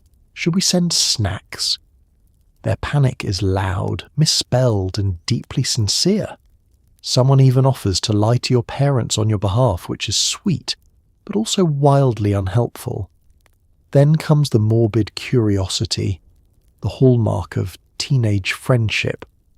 Questions like, how many did you take exactly? What did it feel like? Did you really see a ceiling fan talk? One friend who has the energy of a conspiracy theorist sends a 6-paragraph message speculating that antihistamines unlock hidden brain frequencies. Another just replies, LMFAOOOO 37 times in a row. You're unsure who, if anyone, is helping. Next, the memes arrive, an endless stream of them. Benadryl bottles photoshopped into boss fights, dramatic reenactments using Kermit the Frog, a clip of someone fainting theatrically captioned, "You after 4 pills." Someone posts a TikTok of a raccoon falling over, labelled UIRL. The group chat is a tapestry of comfort and chaos. You scroll through the absurdity. A tiny smile forms. Modern friendships run on this strange combination of emotional support and deeply inappropriate humour. They love you, but they also think your suffering is, at least a little bit, content. Then someone starts a poll. How long until they get their phone back? Options. Never a lull. Never their parents watching send prayers. You sigh. They're not wrong. Another friend sends a voice note. You listen. Their voice is trembling, a mixture of relief and frustration. We were so worried, dude. You scared us. But also, why would you do a challenge invented by a 12-year-old whose entire personality is ring lights? You wince. Fair point. Then the tone shifts. The concern deepens. The jokes fade for a moment, replaced by genuine vulnerability, the kind that only surfaces at 2 a.m. when people are tired enough to be honest. I don't want anything bad to happen to you. You matter to us, even when you don't think you do. Please, next time you feel pressured, talk to us instead. We'll listen. Your chest tightens, not from the medication, from the softness of being cared about. Because beneath the chaos, the teasing and the memes, your friends are scared and relieved, and trying their best to show it in the only language Gen Z truly speaks. A mixture of heartfelt confession and SpongeBob reaction images. Another wave of notifications. Someone has made a dramatic movie poster of your ER visit, titled Benadrama, based on true events. Someone else starts planning a welcome back to not dying party. A third friend suggests matching friendship bracelets shaped like tiny pink pills. That last one is vetoed immediately. The chat continues. Comfort, jokes, questions, attempts to understand what led you here. And in the midst of it all, one message lands heavier than the others. Please don't ever scare us like that again. No emojis, no memes, just honesty. Your fingers hover over the keyboard. You type slowly, carefully. I won't. I promise. The chat erupts again. Relief, joy, humour, affection. A digital chorus of people who, for all their chaos, genuinely want you alive. And as you set your phone down, the final thought drifts in. Friendship isn't always tidy or calm. Sometimes it's messy, weird, slightly unhinged and full of badly timed jokes. But when you're lying in a hospital bed recovering from your own terrible decisions, that messy group chat is proof you're not alone. You refresh your TikTok notifications, 0 likes, 0 comments, 0 fame. You risked your nervous system for nothing. Even the algorithm ghosted you. Let's sit in that moment, that bleak, bitter silence where digital validation was supposed to appear but absolutely did not. Your thumb hovers above the screen, trembling with equal parts exhaustion and existential crisis. You refresh again. Still nothing. Even the bots have standards, apparently. The irony stings. You did something absurd, dangerous, and medically inadvisable, and TikTok didn't even bother to show your video to anyone. It's like hosting a party and realizing halfway through that no one came.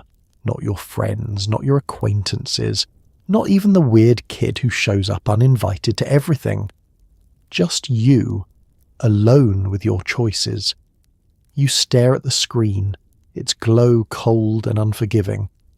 TikTok continues to feed you other people's content, dances, pets, cooking hacks, as if gently reminding you, we don't owe you an audience.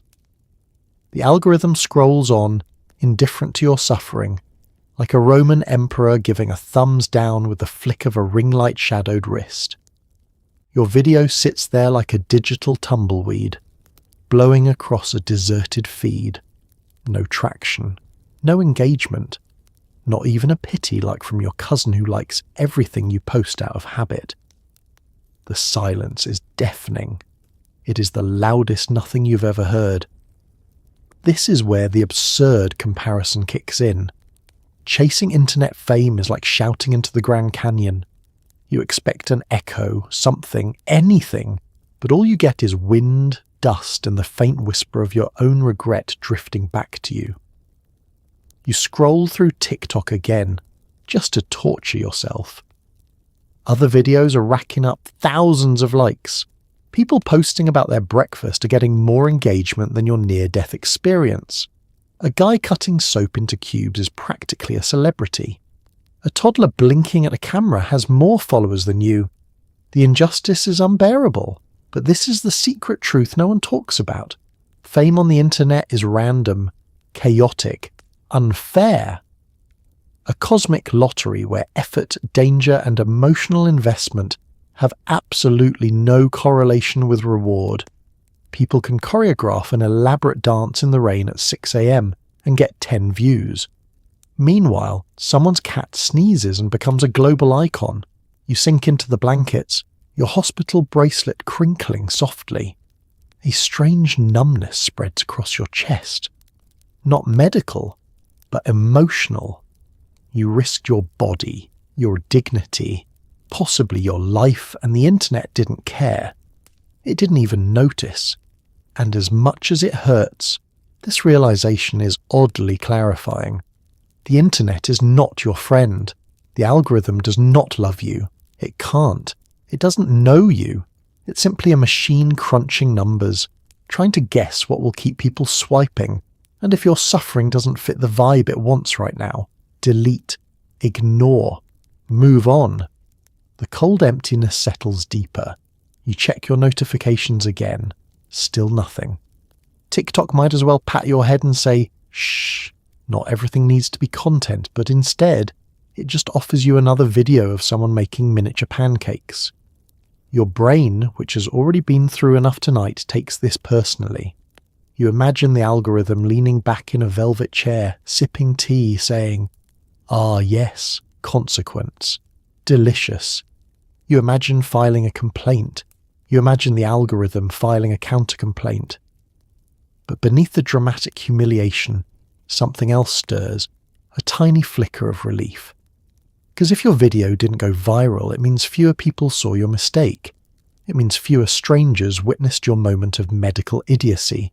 It means you get to learn this lesson privately, quietly, without becoming a cautionary meme on morning news shows.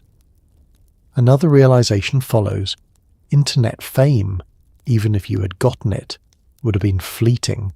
A moment of attention, a burst of dopamine, and then nothing. Trends move on. Audiences forget. Algorithms refresh. But your body, your actual body, is not disposable. It doesn't reset like a feed. It doesn't update like an app. It has to live with everything you put it through. And tonight, that lesson arrives gently but firmly. Some things are not worth the risk, especially when the reward is hollow, especially when the audience never shows up. You place the phone face down, your heart slows, your breath steadies, and for the first time all night, you feel something real, grateful that fame didn't find you, and that you lived long enough to realize you don't need it. At the drugstore, the pharmacist eyes you warily. They've watched the sale of Benadryl spike like it's concert tickets, and they're starting to memorize faces, including yours. You step inside the fluorescent glow of the pharmacy, that liminal space where everything smells faintly of rubbing alcohol and misplaced hope. The automatic doors whoosh open behind you, sealing you inside like a character in a low-stakes sci-fi movie.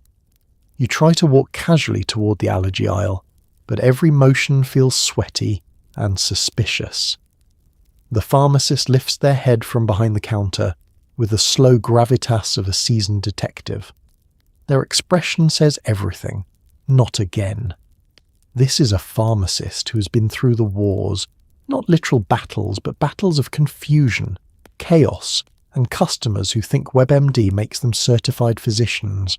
They've witnessed cough syrup shortages, supplement fads, vitamin conspiracies, and one very memorable incident involving a man trying to return used foot cream because it stopped tingling. But nothing has exhausted them quite like the sudden spike of teenagers buying antihistamines in bulk. You hover near the shelf pretending to compare labels, extra strength, non-drowsy, drowsy. Please don't take more than 2. The boxes stare back at you like disappointed relatives. Your fingers twitch toward the familiar pink bottle, but before you can grab it, the pharmacist materializes behind you like a stern guardian angel who majored in chemistry. Their voice is calm, too calm. "Can I help you find something?"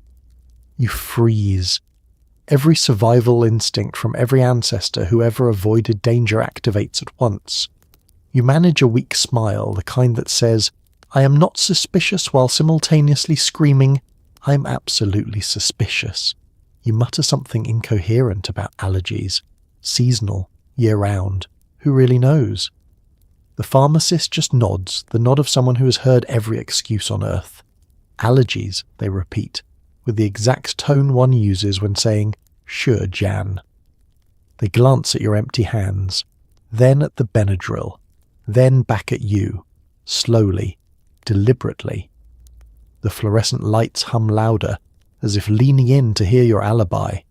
Somewhere, a child knocks over a display of gummy vitamins, and even the vitamins seem to stop rolling to stare at you.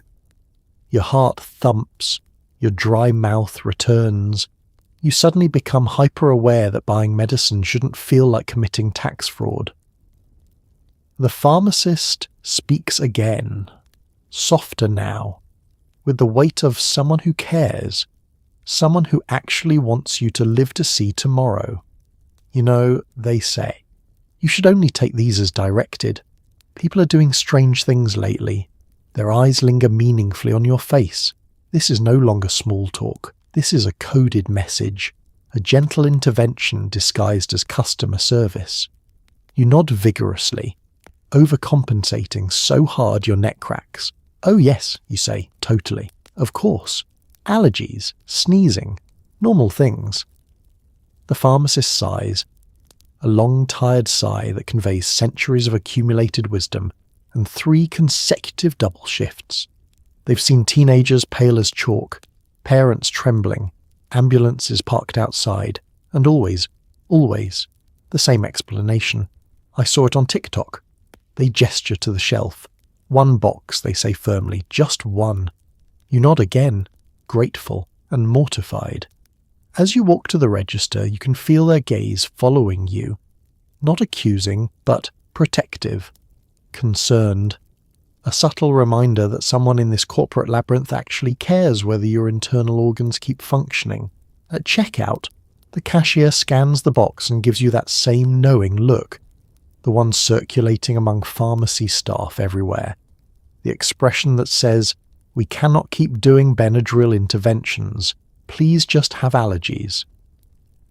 You leave the store clutching the single approved box, feeling both chastened and oddly comforted.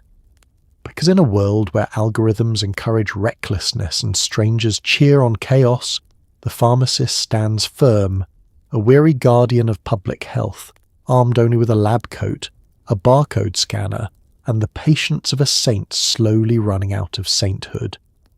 And as the doors slide shut behind you, one truth settles gently. Some people see your mistakes as entertainment, but pharmacists, they see them as preventable paperwork. You open the envelope, your soul leaves your body. Whoever said experience is the best teacher clearly never opened an American medical invoice. The paper feels heavier than it should, as though the bill is physically weighed down by the financial devastation it contains. You unfold it slowly, very slowly, like a medieval scroll containing a royal decree that will undoubtedly ruin your life. The numbers hit first. They always do. They sit proudly at the top of the page, bolded, confident, almost mocking, like they know they're about to become the villain of your fiscal year. You blink, rub your eyes, check again. The number does not change. It is still there, large enough to qualify as a down payment on a modest used car. You feel your spirit detach from your body, drifting gently toward the ceiling where it stares down at you like, "Ah, we're doomed." Your hands shake. Your heart sinks. Your bank account whimpers softly from 3 rooms away, because nothing, not even hallucinating ceiling fans or scolding physicians, compares to the pure, unfiltered dread of receiving a hospital bill in the United States. This is the final boss, the true antagonist of the Benadryl saga. The moment when reality slaps you with the force of 1,000 pink tablets yelling, "Actions have consequences." The bill breaks it down item by item, as if to taunt you with its specificity. ER admission, $1,200. Doctor consultation, $950. IV fluids, $400. Being monitored for idiocy, priceless hospital warm blanket, rented, not owned, $87. 2 Tylenol, $54. Breathing air inside hospital walls, TBD. You run a finger down the list, each charge striking your soul like a medieval ballad of suffering. You remember the warm blanket. You remember thinking, wow, this is cozy. You did not know that blanket alone cost the GDP of a small village. Your eyes widen again at the line reading pharmacy services. This includes the 2 tiny pills they gave you to stabilize your nausea. Pills that, outside the hospital, cost roughly 8 cents. But here they cost enough to sponsor a child through college. The sensory detail sharpens. The paper crinkling between your fingers, the faint chemical smell of printer ink, the distant sound of your future crying softly. You imagine calling the hospital billing office, only to be placed on hold with cheerful music meant to soothe, but succeeding only in accelerating your descent into financial despair. You picture the billing department as a mysterious guild of robed accountants living deep beneath the hospital, chanting numbers in unison while determining your fate. You imagine filing a dispute. You imagine being laughed at gently but firmly. Then comes the insurance section, the part of the bill that's supposed to offer hope, salvation, a glimmer of relief. Instead, it reads like a riddle written in ancient runes. Insurance covered, 17.96. Patient responsibility. Everything else. You stare. The bill stares back. You are both trapped in a toxic relationship built on confusion and disappointment. Your parents glance over your shoulder. Their faces contort into expressions of horror, disbelief, and that familiar parental mixture of love and "I told you not to do this." Your mother gasps. Your father sits down heavily, muttering something about selling the car. The dog senses tension and leaves the room. The shame settles in next. That heavy, uncomfortable heat of knowing this could have been avoided. That your quest for clout came with a price tag, and a very literal one at that. But amidst the panic, a tiny, defiant piece of humour rises in your chest. Because this bill, this monstrous document, is ridiculous, absurd. A villain so dramatically over the top it becomes funny in the exhausted. If you don't laugh, you'll cry sense. And slowly, breathing carefully, you find your calm again. Because yes, the bill is catastrophic. Yes, it is a horror story. Yes, it may require a payment plan stretching into your mid-30s, but you're alive, you're home, you're learning, and most importantly, you will never do this again. The bill folds quietly back into its envelope, like a demon returning to slumber, and you whisper, just loud enough for the universe to hear, "Never again unless it's free." You swear you'll never chase viral fame again. Your nervous system quietly cheers, while your ego scrolls TikTok at 1 a.m. just to check, let's nestle into that contradiction, the uniquely modern tug-of-war between your fragile biological systems, which would very much like you to stay alive, and your ego, which demands a hit of digital validation like a raccoon pawing at a locked trash can. You close your eyes, breathing deeply, telling yourself you've learned your lesson. No more challenges, no more risks, no more chasing the glittering digital carrot dangled by strangers you'll never meet. And then your phone buzzes, a tiny vibration, innocent, deceptive, seductive. Your ego perks up like a meerkat spotting potential danger, or in this case, potential clout. Your hand reaches for the phone out of pure muscle memory, as if scrolling's less a choice and more a biological reflex. You tell yourself it's harmless, a quick peek, just to see what's trending, totally not the start of a relapse. You open the app. Instantly, dopamine shoots through your system like confetti from a cannon. Your nervous system groans. The For You page springs to life, glowing with a curated buffet of chaos. People dancing, people cooking, people accidentally lighting things on fire but pretending they meant to. And of course, new trends. Fresh, shiny, waiting to be imitated by the masses. You hover dangerously close to the edge of temptation. That ancient urge surfaces, the desire to be seen, recognized, applauded. It whispers, soft as a lullaby. What if you tried again? But smarter this time, safer, something creative, something unforgettable. Your stomach clenches, remembering the cage match it recently endured. Your dry mouth creaks like an old hinge. Your frontal lobe sprints across the mental landscape, waving a neon sign that reads, "No, absolutely not." But ego is persistent. Ego is bold. Ego is a toddler with a sugar high. It scrolls deeper. You watch a teenager become famous for assembling IKEA furniture wrong. Another racks up millions of views by dropping Mentos into a soda bottle shaped like a narwhal. Someone else achieves fame by making toast shaped like Abraham Lincoln. And there it is, the seductive lie. Maybe fame is easy. Maybe you just haven't done the right stupid thing yet. Your nervous system, however, remembers everything. The ER lights, the nausea, the hallucinating ceiling fan named Gerald. It curls up like a traumatized hedgehog and begs you to put the phone away. Rest, it pleads. Sleep. Stop scrolling before we all perish. But withdrawal from clout chasing is not a clean process. It comes in waves. First comes denial. You convince yourself you were never really seeking fame. You simply wanted to participate in internet culture. Sure, then comes bargaining. Maybe just one small trend, you think. Nothing dangerous. Maybe a filter, or a dance, or a trend where people throw cheese at the wall and see what happens. Your ego floats around like a motivational speaker wearing LED sneakers. You've got potential, it says proudly. Don't let one traumatic incident stop you. Your nervous system weeps quietly into a pillow. Next comes the emotional crash, the somber realization that chasing clout is like drinking seawater. No matter how much you consume, it will never satisfy you. Fame online is temporary, fickle, often meaningless. A million views won't hug you when you're scared. A viral clip won't sit beside you in the ER.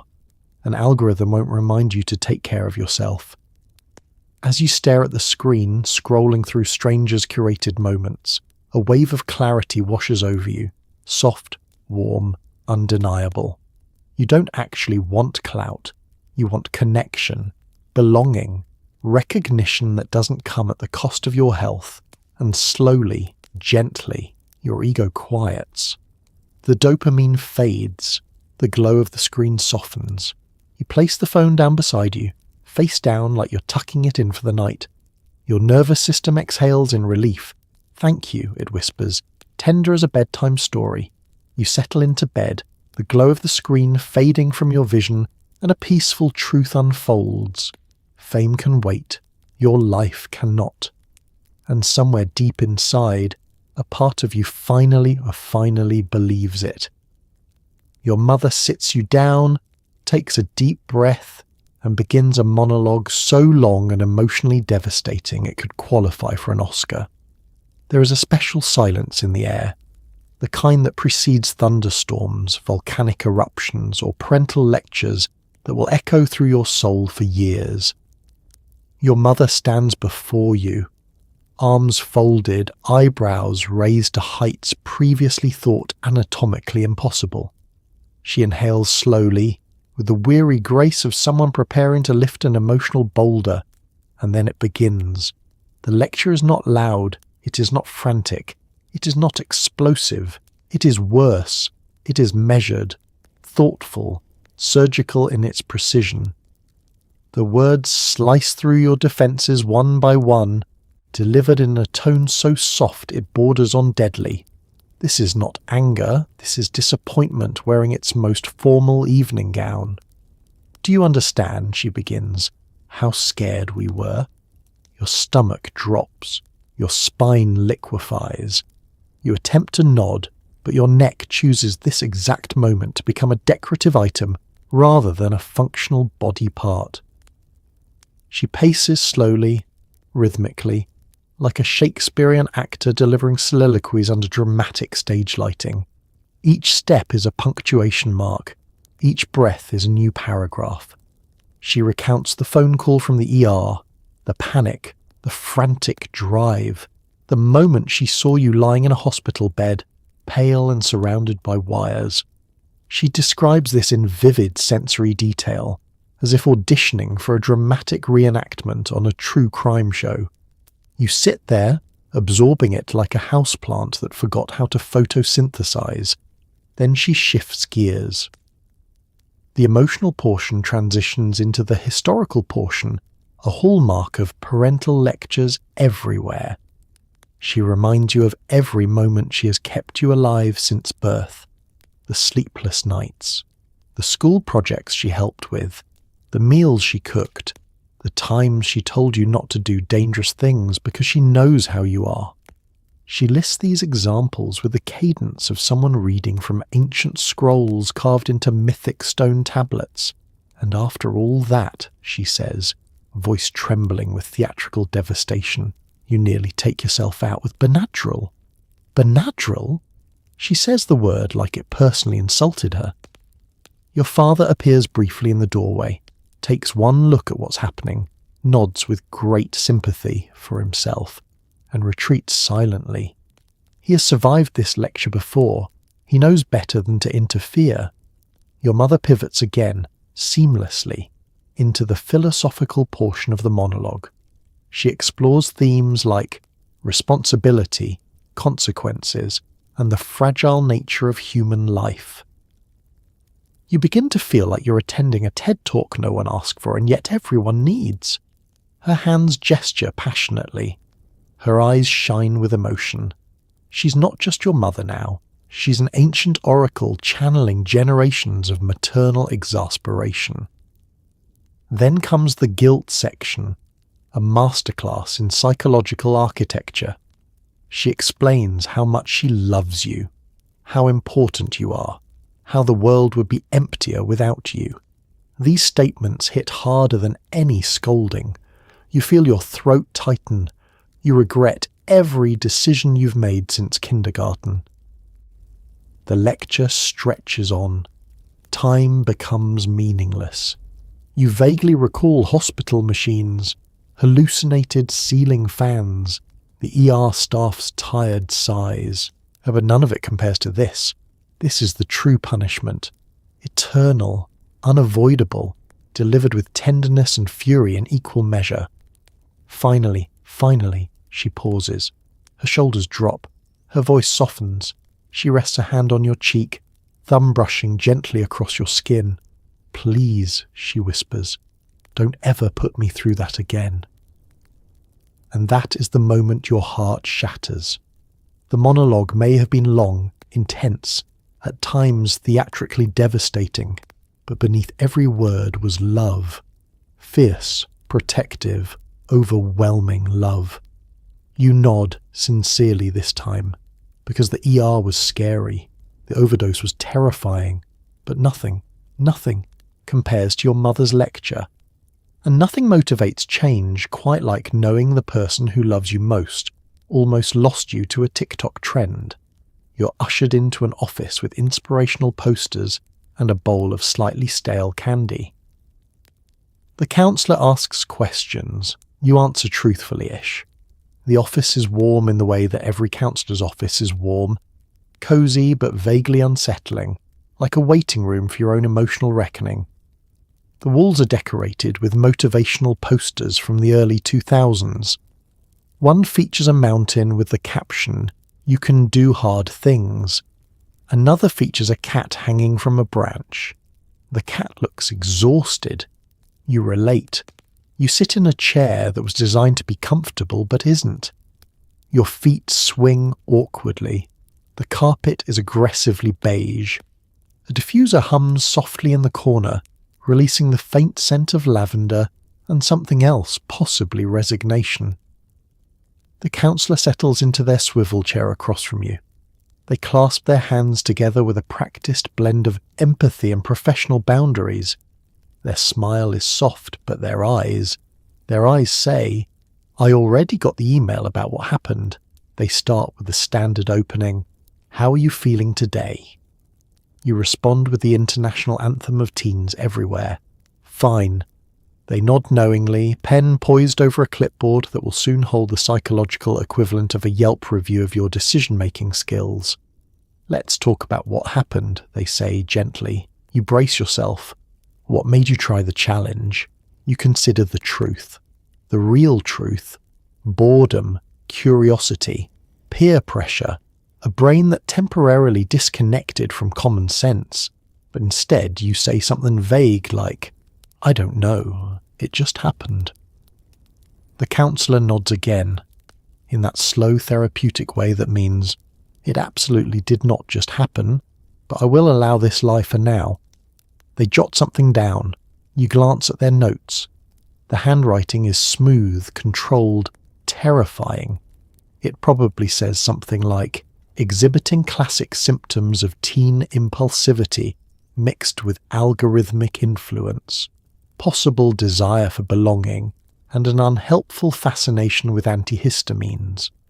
Then comes the deeper questions, the ones designed to gently pry open your ribcage and peek inside your soul. How are things at home? How are things at school? Do you feel pressure to fit in? What do you think you are hoping to achieve by participating in the challenge?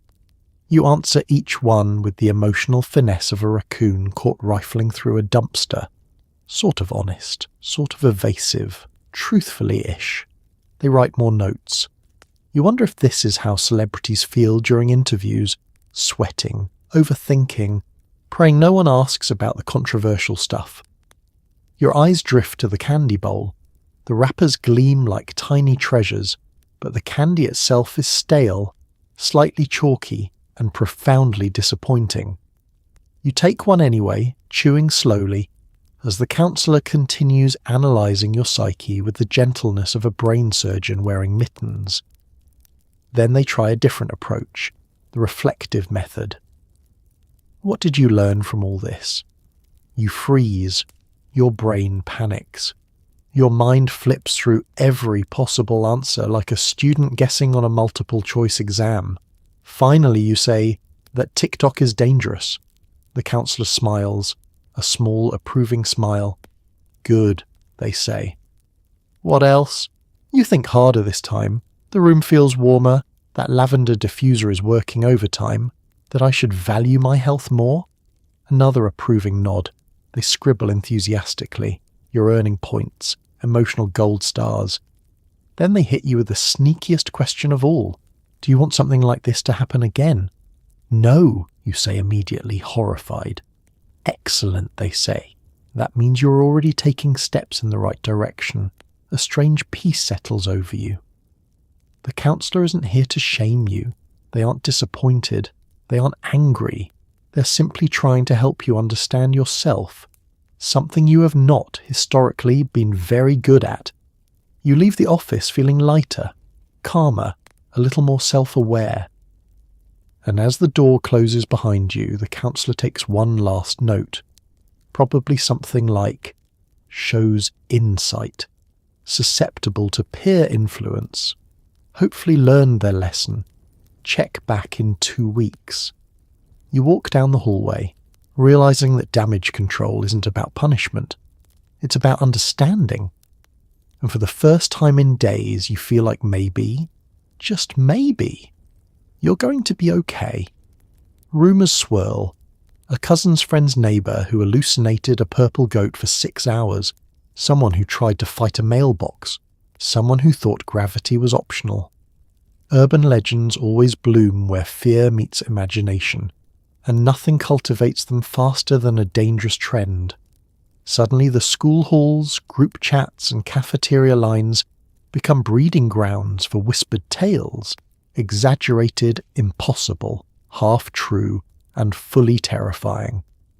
You find yourself walking through a fog of folklore, each story more unhinged than the last.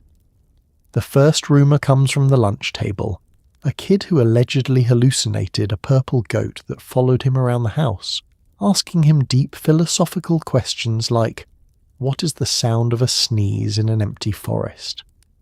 No one can verify if he actually saw the goat or if the goat saw him, but the story has already gone viral among your peers.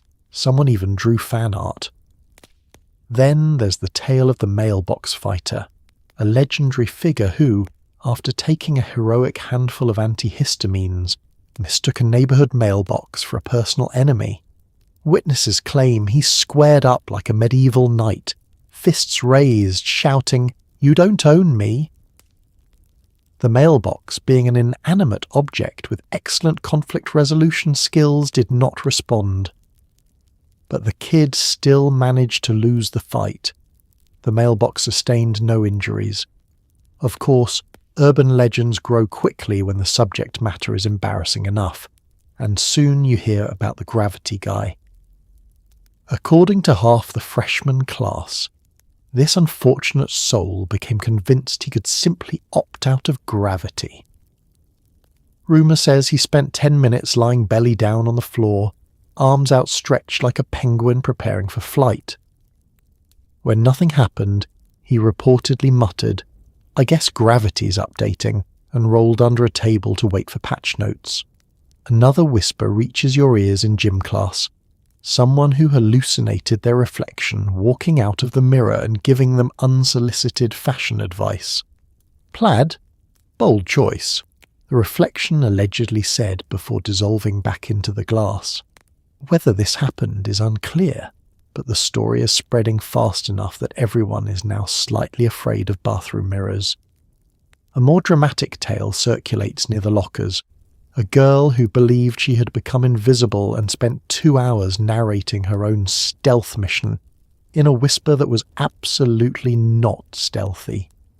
She tiptoed around the house, bumping into furniture, alarming her cat, and describing each action like a nature documentary. Her parents found her crouched behind the couch, eating dry cereal from the box, whispering, "Subject remains undetected." They detected her immediately. Each rumour grows in the telling, morphing into entertainment, concern, mockery, or caution, depending on who's speaking. And even though you know most of the stories are exaggerated beyond recognition, you can't help feeling a chill crawl up your spine. Because underneath the humour and absurdity lies a shared anxiety, the knowledge that these stories exist because people are actually getting hurt. But teenagers tell these tales the way ancient villagers told stories about monsters in the woods, to warn, to bond, and to experience fear together from a safe distance. The danger becomes a myth, a metaphor, a joke that masks the seriousness of the real risks. As you walk through school, these legends swirl around you like ghost stories at a campfire. You overhear someone whispering about a kid who forgot his own name for an hour. Another claims someone tried to FaceTime their own foot. Someone else swears a kid thought he had turned into a houseplant and kept asking to be watered. None of these tales are fully believable, yet all of them feel plausible enough to make your stomach squirm. Because once you've experienced the real consequences, the ER visits, the hallucinations, the panic, you understand something the storytellers don't. The true horror isn't the purple goat. It's that the goat could have been real. Your brain was that fragile.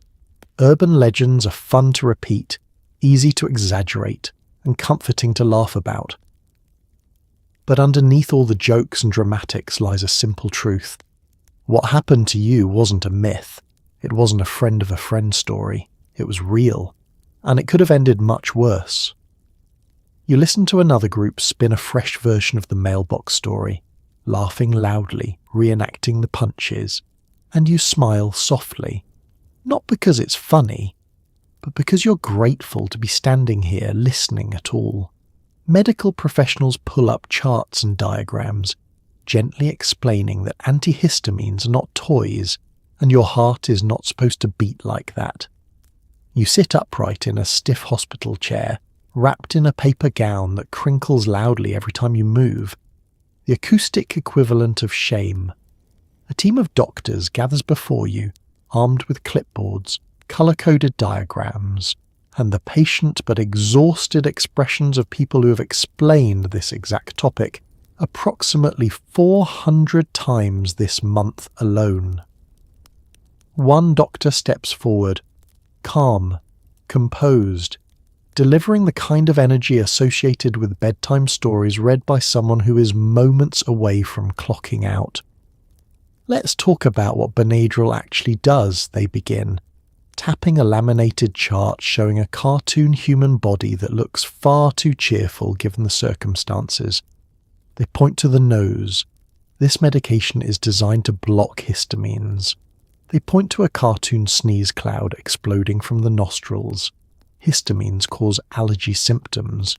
You nod, pretending you already knew that, and absolutely did not learn it from a TikTok creator who wore cat ears. The doctor continues, flipping the chart to a more serious diagram, a tasteful cross-section of your brain. But when you take far too much, they say gently, Benadryl stops acting like a helpful allergy buddy and starts acting like a bouncer who throws out the wrong people. They gesture to several highlighted areas. See this? This is your central nervous system. It needs to stay calm, balanced, regulated. What Benadryl does in high doses is disrupt everything. Another doctor jumps in holding an EKG strip that looks like the scribbles of a child who drank 7 juice boxes. This is what your heart did when you arrived, they say. Notice the speed. They tap the spikes. It is not supposed to look like it is auditioning for a drum solo. Your cheeks burn. You consider sinking into the floor. The first doctor resumes. In normal doses, diphenhydramine, that's the active ingredient, simply makes you drowsy. They smile gently, lovely, helpful, peaceful, like a lullaby in pill form. Then their expression turns grave. But in high doses, it becomes an anticholinergic toxin. You blink. The word is long and frightening. They repeat it gently. Cholinergic. Toxin. The syllables seem to echo off the sterile white walls. They point to another diagram, this one showing a human figure surrounded by symptoms in bold red text. Blurry vision, rapid heartbeat, severe agitation, hallucinations, seizures. This, they say, is what your body went through. It wasn't fun, it wasn't mystical, it wasn't a trip. It was poisoning. The truth hits you, hard, like a textbook dropped onto your soul. Another doctor flips to the final visual aid. A drawing of a human silhouette faintly outlined like a crime scene sketch. Your organs fought very hard to keep you alive, they explain softly. Your liver filtered what it could. Your kidneys did damage control.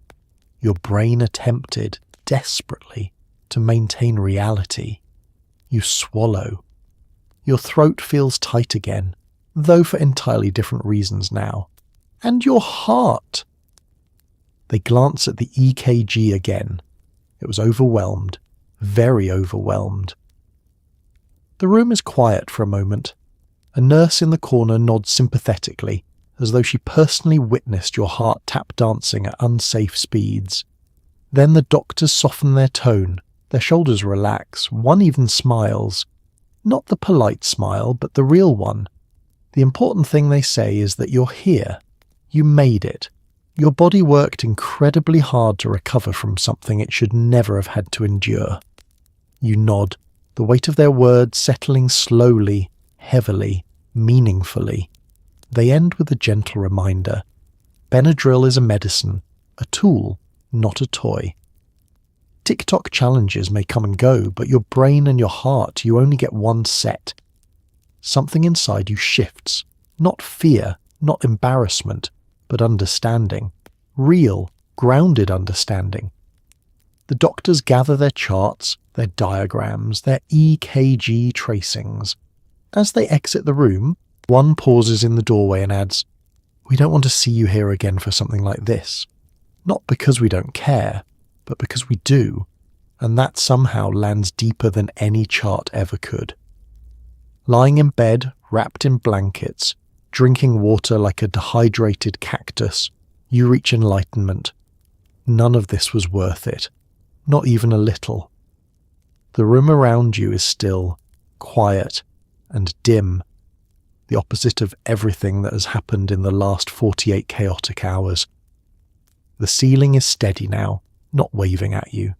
The walls remain politely in place. Your heart is beating at a normal, non-drumline tempo. And for the first time since the Benadryl incident began, you feel safe. But safety comes with a side effect. Reflection. You sip your water, which tastes like the sweetest, purest nectar ever created by the natural world. You take another sip. Your body hums gratefully, like a plant after its first rain. And then, as you settle deeper into your blanket cocoon, the thought surfaces, gentle, inevitable, humbling. Why? Why on earth did I do that? The question lands softly but firmly. It flops down next to you in bed like an old friend who's been waiting for the right moment to intervene. You stare at the ceiling, remembering the challenge, the peer pressure, the scrolling, the impulsivity, the rush of wanting to be someone cool, someone bold, someone worth watching. It feels ridiculous now, surreal, like something a fictional character would do, not you, and yet here you are, recovering from something you absolutely, undeniably chose. Your nervous system, still tender from the chemical hurricane, nods internally. Finally, it sighs, exhausted. We've been waiting for this moment. You think back on each step of the spiral. The For You page whispering, the friends daring, The algorithm tempting, the ego leaning in. That moment where you convinced yourself that 15 tablets of anything was totally fine, because teens on TikTok said so. Now with a clear mind and steady pulse, it's absurd. So absurd you almost laugh. Almost. But then the seriousness washes over you. You picture your parents' faces twisted in fear, the doctor's stern exhaustion, the nurse holding your IV bag with the resigned grace of someone who has seen too many kids make the same mistake. You remember the ER's buzzing lights, the cold air, the sharp smell of disinfectant and panic. None of that felt worth it. Not even 1 second of it. You sip your water again. The cactus feeling begins to fade. Then comes the next stage of clarity, understanding the why. Not the surface level for clout, but the deeper truth. The ache for approval, the desire to belong, the yearning to be seen, the way loneliness, boredom, curiosity and impulse collide into bad decisions faster than your brain can say, "Hold on, let's not poison ourselves today." You exhale slowly. It makes sense now. Not in a way that excuses anything, but in a way that helps you forgive yourself. A little. You feel a heaviness lift, replaced by a soft sadness. A sadness for the version of you who thought this was a good idea. Who didn't believe they were enough without doing something dangerous. Who didn't realize that being alive, healthy and safe is worth infinitely more than being noticed online for 5 seconds. As clarity sinks in deeper, your blankets feel warmer, your breathing steadies, the room becomes a cocoon. Your thoughts soften, rounding at the edges. You whisper, maybe aloud, maybe just in your mind, "I'm not doing that again." Your body responds instantly, a full body agreement, a collective sigh of relief from your organs, your neurons, your spirit. This moment, this quiet realization, feels like the true turning point. Not the ER, not the lecture, not the bill, but this. Lying in bed, hydrated, alive, finally understanding that your worth is not measured by views, likes, or viral challenges. You close your eyes, and for the first time since the chaos began, you drift towards sleep with a clear mind and a heart that feels steady. And the final thought, gentle as a whisper, this was a terrible experience, but the clarity it brought, that part, strangely, feels like a gift. By next week, TikTok is obsessed with something new, fermented garlic, dancing with your cat, who knows. But you, forever changed, now flinch at the sight of the colour pink. The world has moved on with breathtaking speed, as if the entire internet collectively looked at the Benadryl challenge for 5 seconds, shrugged, and said, "Anyway." The algorithm, that fickle, shimmering deity of the digital age, has already begun feeding everyone a brand new set of obsessions. Overnight, the For You page becomes a buffet of sourdough starters, cat choreography tutorials, and someone explaining why you should store your butter in a jar of rice. It is, as always, chaos. But you are a different person now, a battle-worn veteran of the clout wars, a survivor of antihistamine-induced madness. You stroll through your house and avoid your medicine cabinet like it's a portal to another dimension. Anytime your mother hands you a vitamin, you squint at it suspiciously. Even chewing gum feels medically risky. The algorithm doesn't care, of course. It spins onward, throwing new trends at the masses like a caffeinated carnival worker launching prizes from a t-shirt cannon. No trace remains of the challenge that temporarily ruined your nervous system. The pink pill trend has evaporated from public consciousness like it never happened. Gone, buried, replaced by someone fermenting onions for health reasons that absolutely are not FDA approved. Yet your body remembers, your soul remembers, and your gag reflex especially remembers. Whenever you scroll and see the colour pink, something in your chest clenches. Your brain screams, "Nope. You slam your phone face down like you've just seen a ghost. Even harmless pink things, cotton candy, bubblegum, Valentine's Day displays, feel ominous now. You walk past the allergy aisle at the store with the same energy as a person avoiding their ex at a wedding. Meanwhile, everyone else is moving on effortlessly. Group chats now debate whether cats can vibe to Europop. Your friends send you memes of people freeze dancing in grocery stores. Someone posts a heavily edited video titled "Putting Garlic in Everything for 24 Hours, Part 1. Humanity shifts toward its next questionable fad." But you're living in the aftershock, that quiet, private space where consequences linger even after the world has stopped watching. Healing is strange like that. Invisible, slow, deep. At night, lying in bed, you scroll cautiously. The algorithm seems almost apologetic, offering you cozy videos of bread dough rising, puppies falling asleep, people restocking their pantries in soothing ASMR-style montages. It knows, somehow, that you need gentler content now. You accept the gesture, but with side-eye. Trusting TikTok again will take time. In moments of deeper reflection, you realize something the algorithm will never acknowledge. It doesn't remember you. Not your mistake, not your fear, not your ER visit. The trend that nearly derailed your nervous system is already fading into digital oblivion, leaving no trace except the lesson carved into your mind.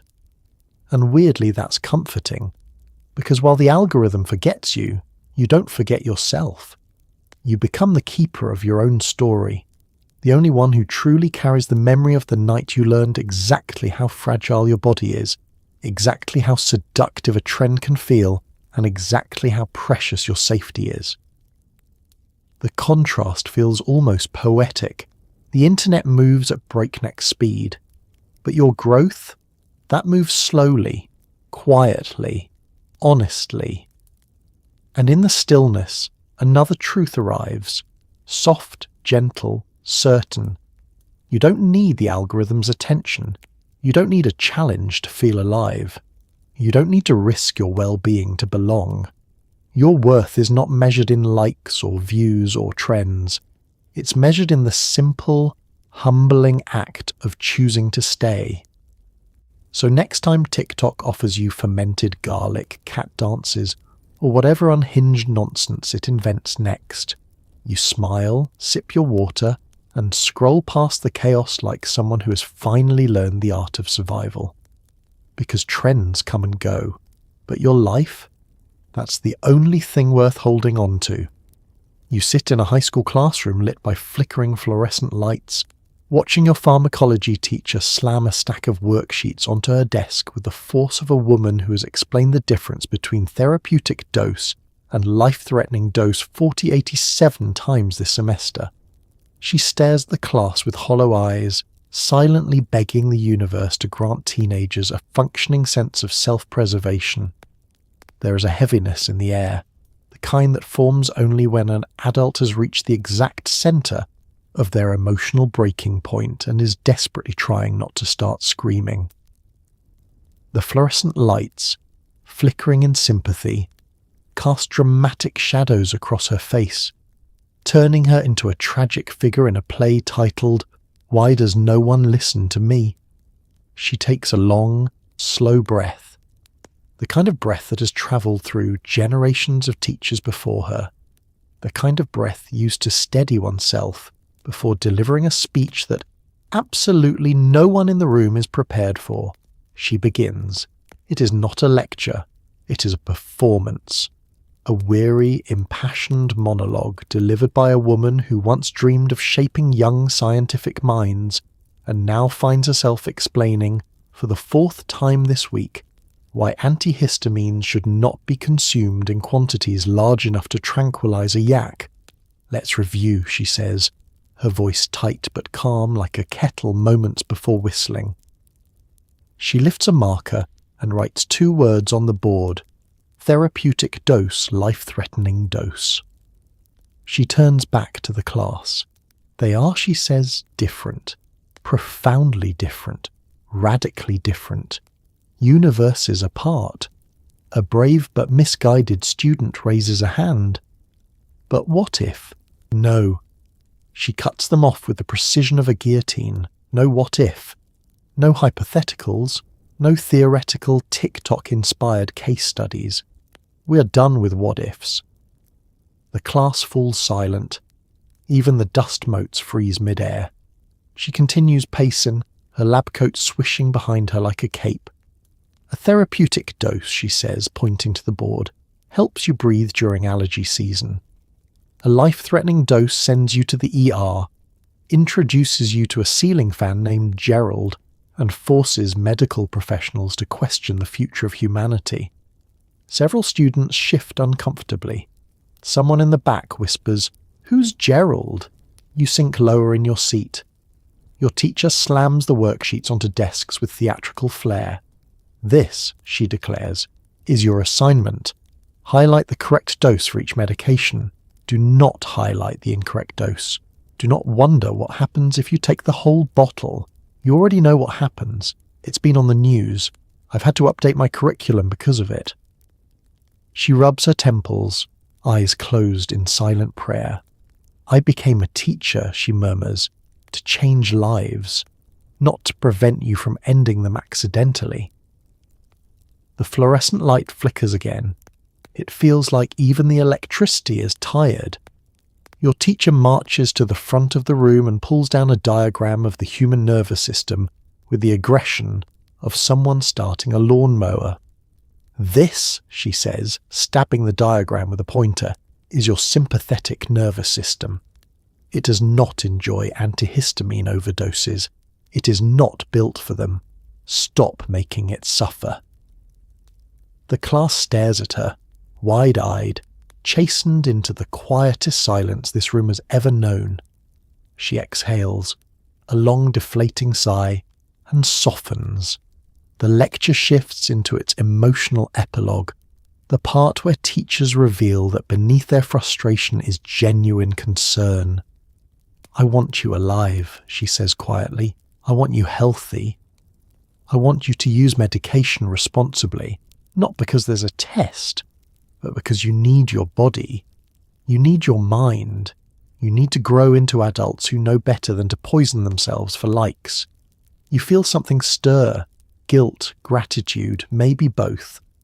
She sits on the corner of her desk, no longer towering but human, tired, hopeful. "So please," she finishes softly, "do not make me teach this lesson again." The room remains silent, reverent, because suddenly you understand. She's not mad. She's exhausted. And she cares far more than any algorithm ever will. As sirens wail, the paramedic climbing the front steps already recognizes your house. It's been a long week. A very long week. They open the stretcher with the calm efficiency of someone who has seen everything. Dehydration, sprains, allergic reactions, and now a growing collection of TikTok-related incidents that make them question the future of humanity. They stand at your doorway like a weary guardian angel in steel-toed boots, clipboard in one hand, trauma shears glinting in the porch light. You know that look, the mixture of fatigue, resignation, and empathy. The look of someone who's spent too many nights transporting people who thought they were invincible until their bodies issued a formal complaint. "Hey there," the EMT says with a tone that is both gentle and deeply exhausted. "Rough night?" You nod, unable to make eye contact. Your dignity has already left the chat. They step inside with practiced calm, moving like a person who has navigated chaos enough times to do it blindfolded. Your living room is lit softly, a quiet contrast to the flashing red and blue outside. The EMT gestures toward the couch, guiding you with the same steady presence one might use with a nervous animal. It's not patronizing, it's protective. "All right," they sigh, lowering themselves onto a knee to check your vitals. "Let's take a look." Their hands are warm and clinical at the same time. A pulse check, a flashlight in your eyes, the soft rhythmic beeping of the monitor. They nod to themselves. The universal sign for, this could have been worse, but also why? You try to explain, but before you can finish the sentence, it was a TikTok thing. The EMT raises a hand.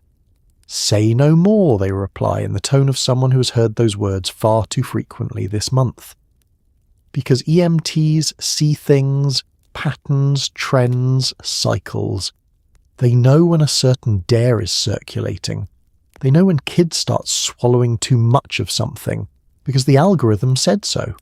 And lately, the pink pill panic has been keeping them far too busy.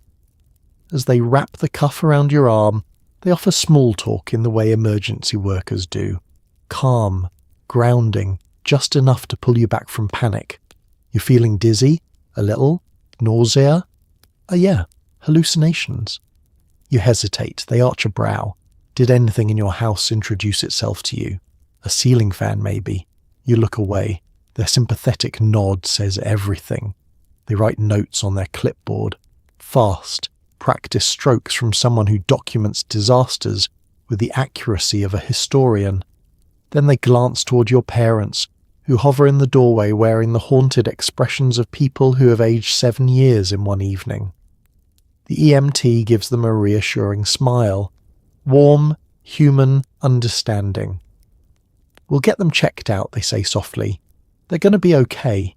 It's the kindest sentence you've heard all day. As they help you onto the stretcher, you notice how effortlessly they move, guiding you without judgment.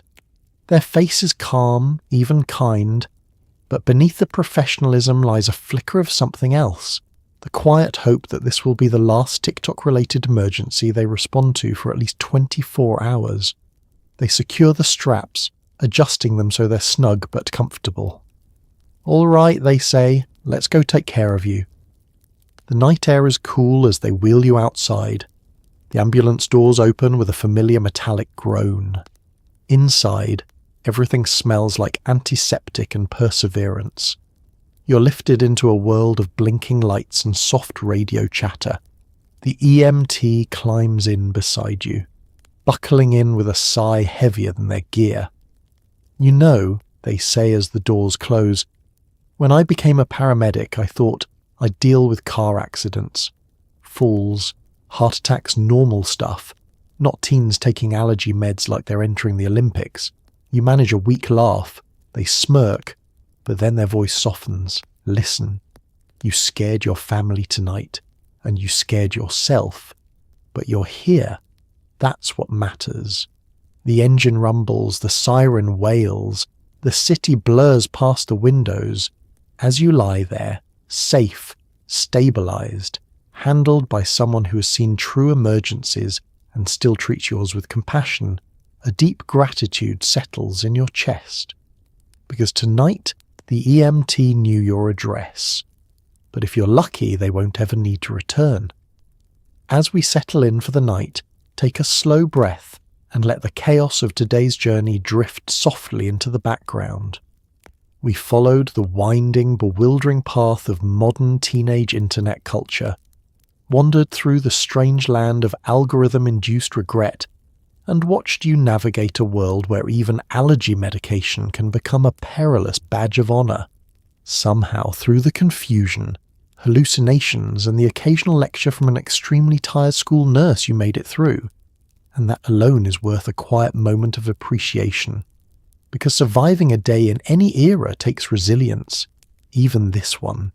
Just like the medieval peasants who clung to their embers, or the Victorian workers who braved soot and misery, or the 1920s ball players who powered through life with substances they definitely shouldn't have been consuming, the people of today endure their own strange trials. Challenges that involve screens glowing at 2 a.m, algorithms whispering nonsense, and trends that come and go faster than a sneeze Benadryl couldn't fix. Tonight, as you rest in a warm bed with clean sheets, indoor plumbing, and zero pressure to impress a mysterious For You page, maybe whisper a tiny thank you to the universe for the comforts you have and the wisdom you've earned.